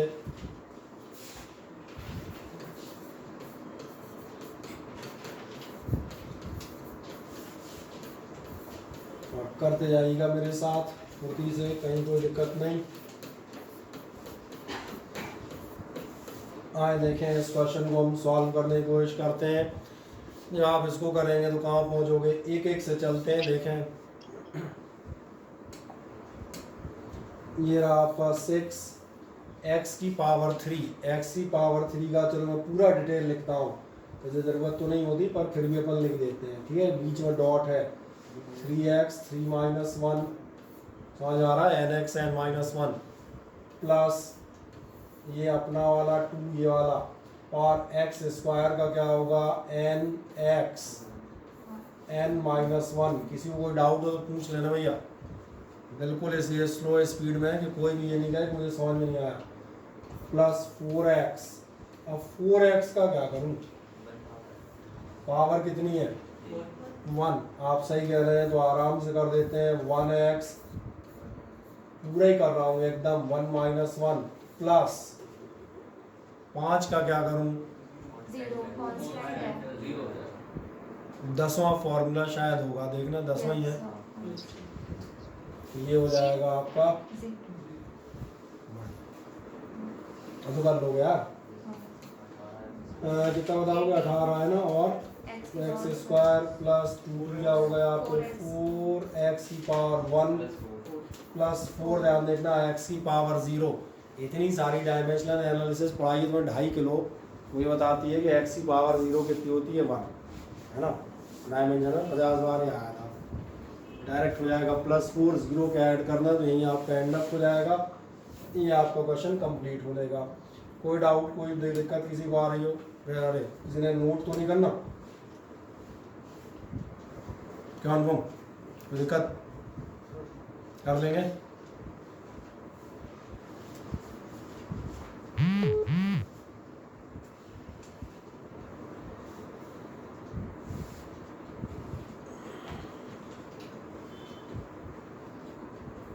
ठीक, चलो नेक्स्ट आ जाएगा आपकी बार है a x square plus b x plus c.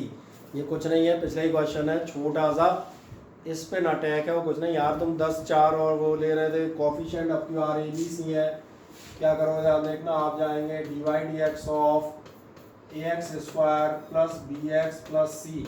जैसे आप करने जाएंगे ये रहा ए, जो आपका 3 4 5 थे वो अब ए है, क्वाड्रेटिक इक्वेशन तो लास्ट ईयर पढ़ी है ना, करो फुर्ती से, मुझे मत देखो। अब मैं एक काम करता हूँ यहाँ सीधा 1 लिखता हूँ, अच्छा 1 लिख दूँ अब डायरेक्ट, क्योंकि n माइनस 1 2 माइनस 1 अपन ओरल सॉल्व कर सकते हैं, 2 बार हमने दिखा दिए। नेक्स्ट आप जाएंगे इस बार b x की पावर 1 यानी 1x 1 माइनस 1 जो हुआ 0, और आपका c कांस्टेंट है तो डायरेक्ट हो गया 0, और अगर डायरेक्ट 0 हो जाता है तो फिर आपका लास्ट कितना निकल आएगा, ये जाएगा 2ax और प्लस b, दैट्स ऑल, क्योंकि x की पावर 0 1 हो जाएगी। चलिए कार्तिक कोई समस्या इस पूरी कहानी में बताएं। No sir. आ रहे हैं सारे, ठीक। यस सर आ रहे हैं। अब थोड़ा सा टेढ़े सवाल पे आते हैं, y is equals to 1/x³। अब जैसे आप जाएंगे ध्यान से इधर देखें, आप निकालेंगे dy/dx, यानी ये होगा dy/dx ऑफ 1/x³, और जैसे आप 1/x³ पे जाएंगे तो 10 के 10 फॉर्मूले तलाश लो, 1/x की पावर n का फॉर्मूला ही नहीं है। हाँ, लेकिन हमें याद आना चाहिए कि once upon a time we were in the class 7, एक समय की बात है जब हम कक्षा 7वीं में भी हुआ करते थे, और जब हुआ करते थे तब हमें बताया गया था कि ये हो जाएगी dy/dx ऑफ, इसने रखा था डायमेंशनल एनालिसिस, अब सब पढ़ चुके हैं, ध्यान होगा, पावर ऊपर नीचे करने का ही सारा खेल था वहाँ तो x की पावर -3 अब नहीं कर पाओगे, यहाँ पर जो आपका n है वो n क्या काम करेगा, ये पूरा का पूरा -3, ये आपका हो गया n, लिख गया, एक कन्वर्जन कर लीजिएगा, ये क्वेश्चन भी हो जाएगा, और ये जब होगा तो ये होगा n बोले तो -3x की पावर, ये मैं सवाल करूँ नहीं तो आधे इसका आंसर गलत निकालेंगे क्योंकि -2 नहीं होगा, -4 हो जाएगा, सही है ना, -3 -1 यानी कितना निकल के आएगा, ठीक है। तो अब ये और बताओ, सब मुंडियाँ दहलाने में लगे हो, समझ में आ रहे हैं कि गलत सलत निकालोगे जब हम देंगे तो, हैं नहीं, ऐसे फिजिक्स में x और y एक्सिस बहुत इंपॉर्टेंट होती है यार, तुम x में हिला रहे हो बड़ा, इसका मतलब होता है ना। चले हो गया क्वेश्चन, कार्तिक तुम्हारा हो गया, यस सर हो गया। ओके देन नाउ अब ऐसी एक और महान क्वेश्चन में आते हैं, y बराबर √x³ फिर जाते हैं, यहाँ देखना इसको भी वही कन्वर्जन होगा, dy अपॉन dx बराबर होगा, ये होगा आपका dy dx ऑफ, ध्यान से देखें, अंडर रूट एक्स क्यूब। अब कितनों को याद आता है, अभी हम t बराबर 2 pi under root l by g under root e by d solve कर रहे थे, लास्ट टर्म पे किए थे। ये क्या याद आता है, अंडर रूट का मतलब हुआ करता था, बिल्कुल सही, ये हो जाएगा dy dx of x raise to power, क्योंकि आपका surd can be converted into the power 1/2। So for this particular question this will be the n, और ये हरा गोला मैंने इसलिए लगाया है कि ये पूरा का पूरा आपका n है, और अगर आप इसको आगे सॉल्व करेंगे तो ये हो जाएगा n x n माइनस 1, और 3/2 में से 1 तुम एलसीएम लेके सब्ट्रैक्ट करोगे क्या, कि डायरेक्ट कर लोगे, जरा बताओ। डायरेक्ट हो जाएगा, चलो कितना आएगा, क्योंकि 3/2 होता है, इतनी बात करते हैं, 3/2 होता है 1.5, 1.5 में से एक या कितने बचेंगे, आधा बचेगा, बिल्कुल सही कह रहे हैं आस्था, और ये हो जाएगा 1/2। अब एक मनोरंजक चीज़ बता देता हूँ, हाँ, अगर आप बाय द वे किसी ऑब्जेक्टिव एग्जाम में फंस गए, जैसे तुम फंसोगे नहीं मुझे अंदाज है, क्योंकि तुम दोगे ही नहीं तो फंसोगे कहाँ से, लेकिन अगर बाय द वे फंस गए तो क्या होगा, वहाँ तुम्हें आंसर नहीं मिलेगा, क्योंकि आंसर लिखा होगा ये।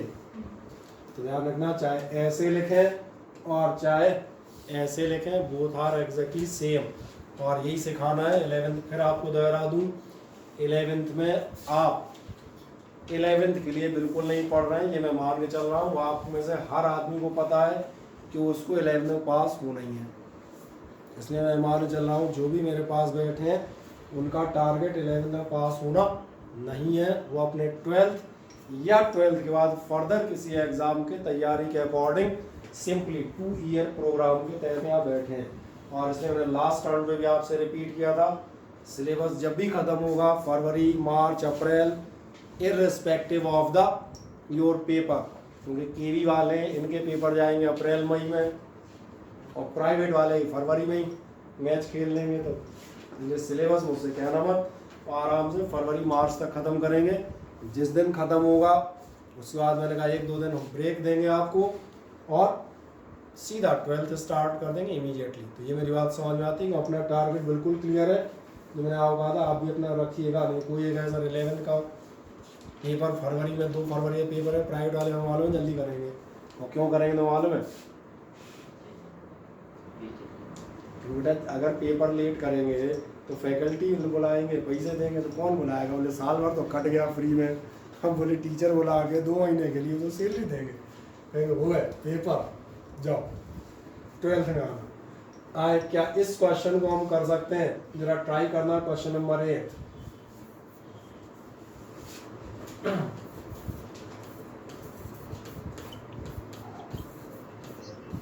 मजेदार क्वेश्चन है, आराम से ट्राई कीजिएगा।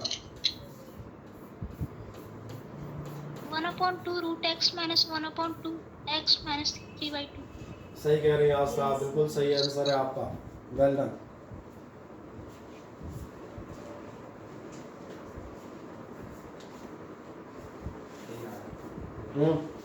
यस बोलो आ रहे हैं गौतम, आ जाएगा नहीं आएगा, देख लो आ रहा है कि नहीं आ रहा, पहले देख तो लो, मुंडी तो हिला रहा है, हाँ आ जाएगा, इतनी जल्दी नहीं आता, फिजिक्स है, कब कहाँ पंचर हो जाए गाड़ी पता नहीं चलता।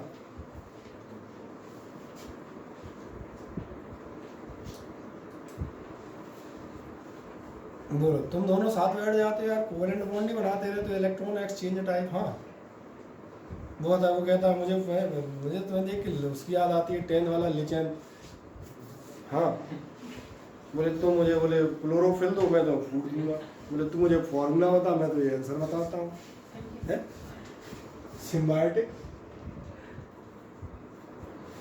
बताओ कितना आ रहा है, आ रहा है नहीं आ रहा, चलो मैं ट्राई कर देता हूँ, क्या करोगे dy/dx रूट एक्स का होगा, और एक मजेदार बात 1/√x में डबल है, करेला और वो भी नीम चढ़ा, पहले तो पावर 1/2 ऊपर से ऊपर जाएगा, और उसके बाद ऊपर जाएगा तो पावर -1/2, क्या ये लाइन समझ में आती है? हाँ ना, देखें कोई ट्रबल इसमें। अब एक मज़ेदार बात आए, क्या आपको दोनों के एन अलग अलग नज़र आ रहे हैं? इसका एन ये है और इसका एन ये है, तो मज़े से दोनों को तसल्ली से सॉल्व करेंगे बिना हिचके। इसका होगा एन एक्स एन माइनस 1 और इसका होगा एन, अच्छा एन नीचे लाओगे तो प्लस माइनस हो जाएंगे माइनस, इसलिए अपन इसको माइनस कर लेते हैं। इतना तो कर लोगे डायरेक्ट। फिर क्या होगा एन एक्स और एन माइनस 1। देखें कि आपका ये आ रहा है, किसी करेक्शन की ज़रूरत है? ये आ रहा है बस, तो फिर तो हो गया सवाल, क्योंकि डिफरेंशिएशन हमारा हो गया। अब तो एलसीएम वाला मामला देखना है, तो ज़्यादा से ज़्यादा आप कितना कर सकते हैं? चाहो तो हाफ कॉमन कर लो, मज़े लेने हो तो कितना हो जाएगा? एक्स की पावर -1/2 और माइनस हो जाएगा एक्स की पावर -3/2। और इसके तमाम सारे फॉर्म संभव हैं, तुम जो कहोगे मैं बाद में दिखा दूंगा। कौन सा दिखा दूँ? चलो सबसे शानदार फॉर्म दिखा देते हैं 1 मिनट के अंदर। यहाँ देखो ये हो गया 1/2 1/√x, नहीं देखा 1/2 रूट हुआ और माइनस नीचे चला गया। माइनस ध्यान देखना नीचे भी जाएगा, अंडर रूट भी होगा और सबसे महान बात है कि पावर 3 रहेगी। कितनों को समझ में आ गया? नहीं, 3/2 था, 1/2 अंडर रूट हो गया और माइनस का 1/2 अंदर भी घुस गया नीचे। अब ज़्यादा से ज़्यादा तुम एक्स, इसको x√x करके √x और कॉमन कर सकते हो, चाहो तो यहीं छोड़ देना, ज़्यादा हो तो √x कॉमन कर लेना। मुझे लगता है इससे ज़्यादा सुधार इसमें होने वाले नहीं है, क्योंकि उसमें ऐसा कुछ नहीं बदलना। ठीक है, हाँ एक और छोटे से क्वेश्चन में जाते हैं। अरे अब ये तुम घर से कर लाना, ये तुम्हारे लिए क्या हो जाएगा? इसको तुम लिख दो, इसके साथ में लिख दो, ये लिखना जरूरी होता है, हालांकि करता कोई नहीं है, पर अपने को सेटिस्फेक्शन मिल जाता है, अपन ने किया था। सेम क्वेश्चन है, कर लेंगे। ठीक है, अब आपको एक और फॉर्म बता देते हैं, बहुत ध्यान देखें। आपके पास एक आते हैं प्रोडक्ट और मल्टीप्लिकेशन फॉर्म।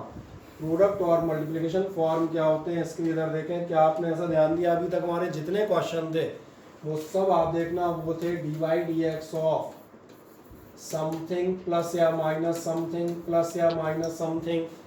आप क्या कर रहे थे? इसका कर दिया, इसका कर दिया, इसका कर दिया, यही करते आ रहे थे ना। मैं दिखा भी देता हूँ आपको, अगर आपको ऐसा नहीं याद आए, मैं एक सिंपल सा एग्जांपल ले लेता हूँ। ये this plus this plus this, आपने कहा इसका कर दो, इसका कर दो और इसका कर दो, अलग अलग कर दिए। ये एडिशन सब्ट्रैक्शन में तो ये मामला बढ़िया चल रहा था। अगर बाय द वे आपके पास आता है क्वेश्चन किस फॉर्म में, और क्वेश्चन आता है आपका प्रोडक्ट फॉर्म में, तो एक काम करें, सिंबल हेडिंग डाल दीजिएगा प्रोडक्ट फॉर्म। यहाँ मैं मान के चलता हूँ आपका y जो है दो चीज़ों का प्रोडक्ट है। पहले आप फॉर्मूला लिख दें, बाकी हम इसका इस्तेमाल कभी नहीं करेंगे। हाँ ये मज़ेदार बात है। देखें y is equals to u v, then dy/dx बराबर होता है u dv/dx plus v du/dx।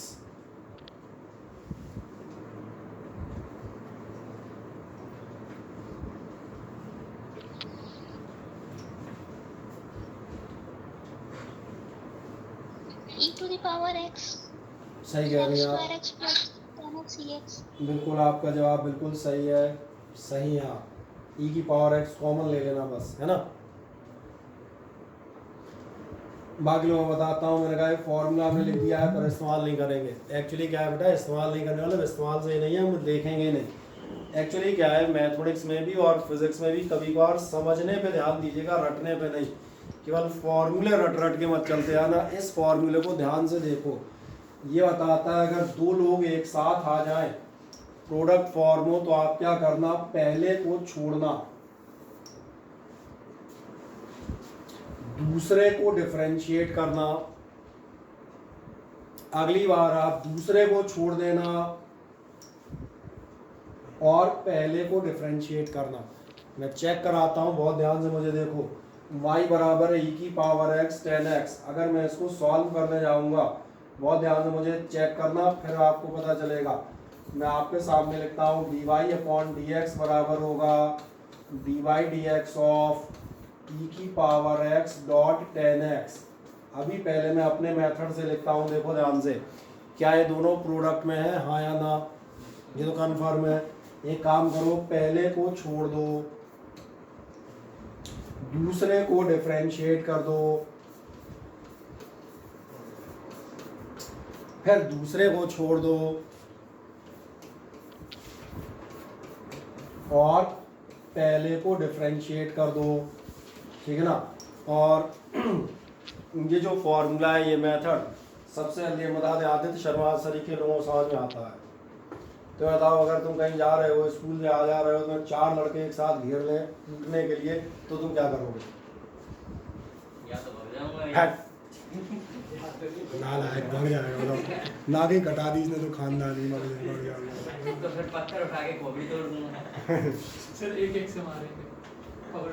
बेटा समझदार आदमी होता है जो सबसे पहले कहता है, अच्छा 4 आदमी अकेले आ रहे हो, एक एक करके आओ, फिर देखते हैं। सही बोल रहा हूँ ना? तो ध्यान देखो, अपन ने ये किया है, दोनों एक साथ आ गए थे, अपन ने इसको बगल में खड़ा किया, इसको निपटा लेंगे, इसको खड़ा करके इसको निपटा लेंगे। बाकी जिन्हें फॉर्मूलों की आदत है उनके लिए बता देते हैं। ये रहा u ये v, तो आपका यही है u dv/dx और v du/dx। रटना मत, मैंने खुद u ही ये जाने क्या था, ये करते रहोगे। सिंपल देखना, एक को छोड़ के दूसरा कर देना, दूसरे को छोड़ के। बाकी मुझे ऐसा लगता है इसके आगे तुम्हें ये आंसर याद हो गए होंगे थोड़े बहुत, यानी इसका लास्ट सॉल्यूशन कहा जाएगा वो मैं लिख देता हूँ। ये बिल्कुल आसान ने सही बताया था, ये था आपका e की power x dot dy/dx 10x। देखें अपनी लिस्ट में तीसरे नंबर पर मौजूद है, देख लें तीसरे नंबर पर मौजूद होगा। ये आपका dy/dx ऑफ 10x, ये sec स्क्वायर x। चिंता मत कीजिएगा, 2 4 10 सवाल करते करते धीरे धीरे कुछ याद हो जाएंगे। इसकी अगली बार आप देखिएगा 10x एज इट इज है, dy/dx ऑफ e की पावर x, ये लास्ट में होगा 6वें 7वें नंबर पे। ये कितना था? e की पावर x। बस हम यहाँ भी छोड़ सकते थे, पर हम थोड़े से समझदार भी हैं। तो जो मैं उससे कह रहा था, ध्यान है, मैंने उससे कहा था, मैंने कहा था e की पावर x कॉमन ले लो, तो ये आपका होगा sec स्क्वायर x और प्लस 10x। दैट्स ऑल, इसी पर आप कुछ नहीं कर पाएंगे। So that's all for this question. कर दें आराम से इसको भी।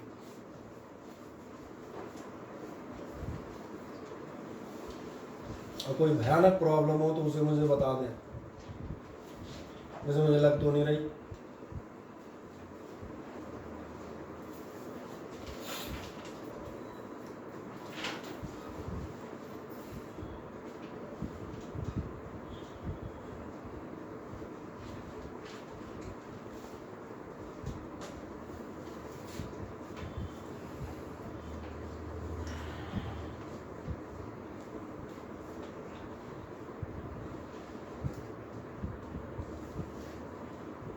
कर दिया, हाँ ना बताएं? ठीक है, हाँ एक नेक्स्ट चलते हैं। इसके बाद नेक्स्ट आप जाएंगे कि आपके लिए y is equals to sq(x³ dot log x। मुझे बताएं, क्या ये आपको इनटू में नज़र आ रहे हैं, हाँ या ना? जो मैंने कहा है एडिशन सब्ट्रैक्शन फॉर्म है या प्रोडक्ट फॉर्म है? प्रोडक्ट फॉर्म में कंफर्म हो जाता है। अगर ये प्रोडक्ट फॉर्म है तो इसका इलाज हम वैसे ही करेंगे जैसे कर रहे थे। कैसे करेंगे आप बताएंगे? चलो पूरे लिख देता हूँ, dy/dx बराबर क्या होगा? dy/dx of x³ dot log x। क्या करना है जरा मुझे बताओ, क्या करना था? x³ को आप छोड़ दें, dy/dx आप कर दें log x। अगली बार उल्टा कर लें, यानी कि log x को छोड़ दें और आप जाएंगे dy/dx ऑफ x³। बस 1 मिनट और मुझे लगेगा, ये x³ तो छोड़ रखा है, dy/dx ऑफ log x देखो 5वें 8वें नंबर पे नहीं होगा, देख लो फुर्ती से कितना है, 1/x कंफर्म। ठीक, अब x की पावर 3 का तुम क्या करोगे? nx n-1। ये भी 2-3 सवाल कर तो रहे थे लास्ट में। कितना हो जाएगा? nx, ठीक है, 3 - 1 2 में डायरेक्ट लिखूं। अब क्या करें? ये करो, थोड़ा बुद्धि को भी तो कष्ट दो। और कहाँ कष्ट दोगे? अगर यहाँ दिख जाए कि भैया एक एक्स क्यूब से एक एक्स कैंसिल होके यहाँ पर, और इस बेचारे को दिख ही नहीं रहा होगा, मैं क्या करूँ?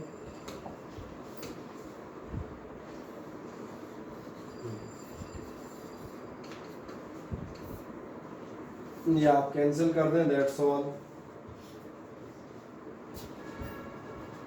आप कैंसिल कर लिया, कुछ और भी कर सकते हो क्या? क्या करोगे? log x को 1/x। दोबारा डिफरेंशिएट मत कर देना, डिफरेंशियल एक बार हो गया। जैसे एक चीज़ बताता हूँ, 3 + 2 कितना आएगा? 5। कि 7। एक ही बार ऐड करोगे ना, थोड़ी कहोगे 5 और फिर 2 7, फिर तो बढ़ते ही जाओगे।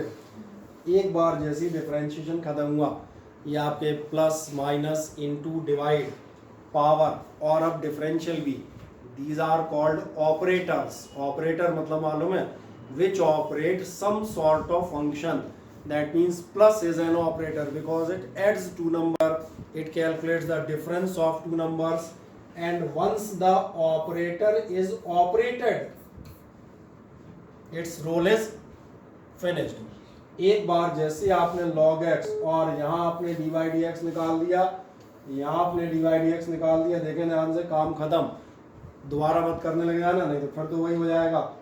बोले 2 का स्क्वायर कितना होता है? बोले 26,45,000। बोले क्यों? बोले 2, बोले मैंने कई बार कर लिया। कई बार मत कर देना। तो इसमें जो छोटा सा काम कर सकते हो मैं बता देता हूँ। इसमें तुम कर सकते हो केवल x² कॉमन, एक x², ये एक ये दिख रहा है, तो कितना हो जाएगा? 1 + नहीं आया समझ में किसी को? कोई डाउट नहीं? ठीक, ये एक बेचारा क्वेश्चन इधर भी छुपा है धीरे से। और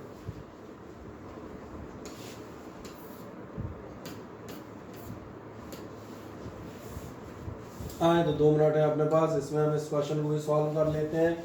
x sin x, यार इसको तुम करो, बढ़िया। तो और अच्छी बात है, करके देखो। मैं इतनी हिंट दे देता हूँ कि आपका dy/dx बराबर होगा dy/dx of x sin x। ठीक है, तब तक मैं आगे घूम के देख आता हूँ। बढ़िया, एक क्वेश्चन तो मैं घर से करने के लिए दे दूंगा, और फिर रेशियो फॉर्म अपन कल कर लेंगे, फंक्शन फॉर्म कर लेंगे, यानी कि अपना मनोरंजन जो है पूरा हो जाएगा। अगले टर्म में इस टॉपिक को ख़त्म भी कर ले जाएंगे जहाँ तक है।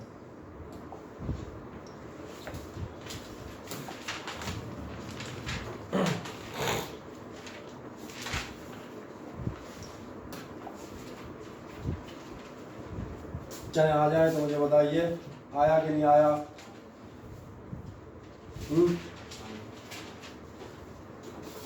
आ गया?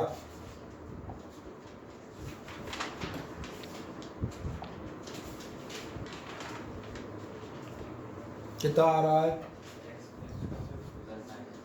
ना आपने x छोड़ा होगा, dy/dx आपने किया होगा sin x, फिर आपने sin x छोड़ा होगा और dy/dx किया होगा x। एक मजा आ रहा है, dx वैसे ही 1 हो जाएंगे, वैसे ही कैंसिल हो गए, और निकालोगे तो भी 1 ही होने हैं।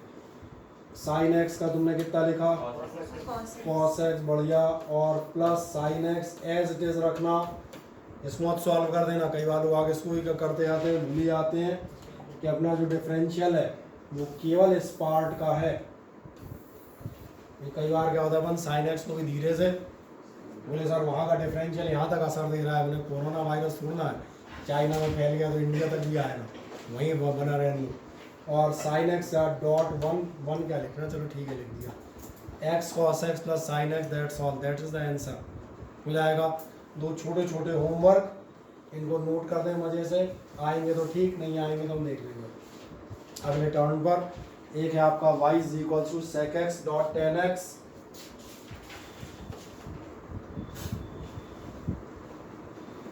और एक क्वेश्चन आपके लिए y = 2x³ plus 4x² plus 7।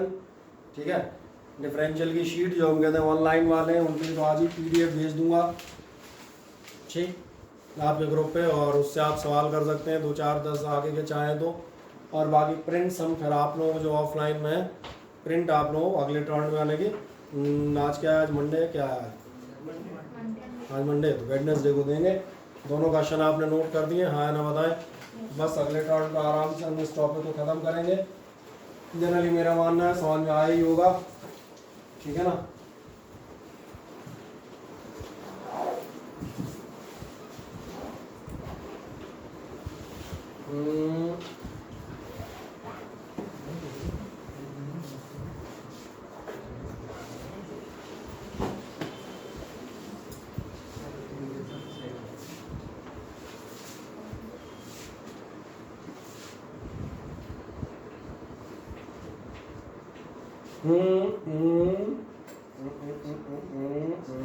अंश कुमार है बेचारा, चलो ठीक है। अंश कुमार है, अंशिका मिश्रा भी, अनुपम त्रिपाठी बैठा हुआ है, आर्यांश गौतम मौजूद है, आस्था विरल और आयुष सिंह भदौरिया को ऑब्सेंट करो। भविष्य तारीख कार्तिक गुप्ता, खुशी शर्मा, मोहित शाह और प्रथम दुबे। ये शायद कल नहीं था, कल थे। अच्छा ओके। और कौन है? ऋषभ और रोहिणी। और इसके बाद कौन बचा? रुचि। ओके रुचि नहीं होगी आज, नहीं है ना। देन इस बार शिवा बादल, शिवा बादल बिल्कुल बैठा है। और मैं जा रहा बचा कुचा रह गया हो तो नहीं कर दूँगा अटेंडेंस। एक बार क्रॉस चेक, बाद में कोई घर वालों के हाथों टूटा जाए। हाँ नहीं यहाँ मुझे निकला था, मुझे गया था। ठीक है ओके, ये हो गई आपके अटेंडेंस मार्क। अब हम बात करेंगे अगले राउंड पर, और वो बात करेंगे इसी डिफरेंशियल के आगे, ठीक है। चलो ये एक बड़ा काम चल गया ना, तुम बात करें। चलो बात को तुम मीटिंग लीव कर सकते हो, हमने क्लास एंड कर दिया।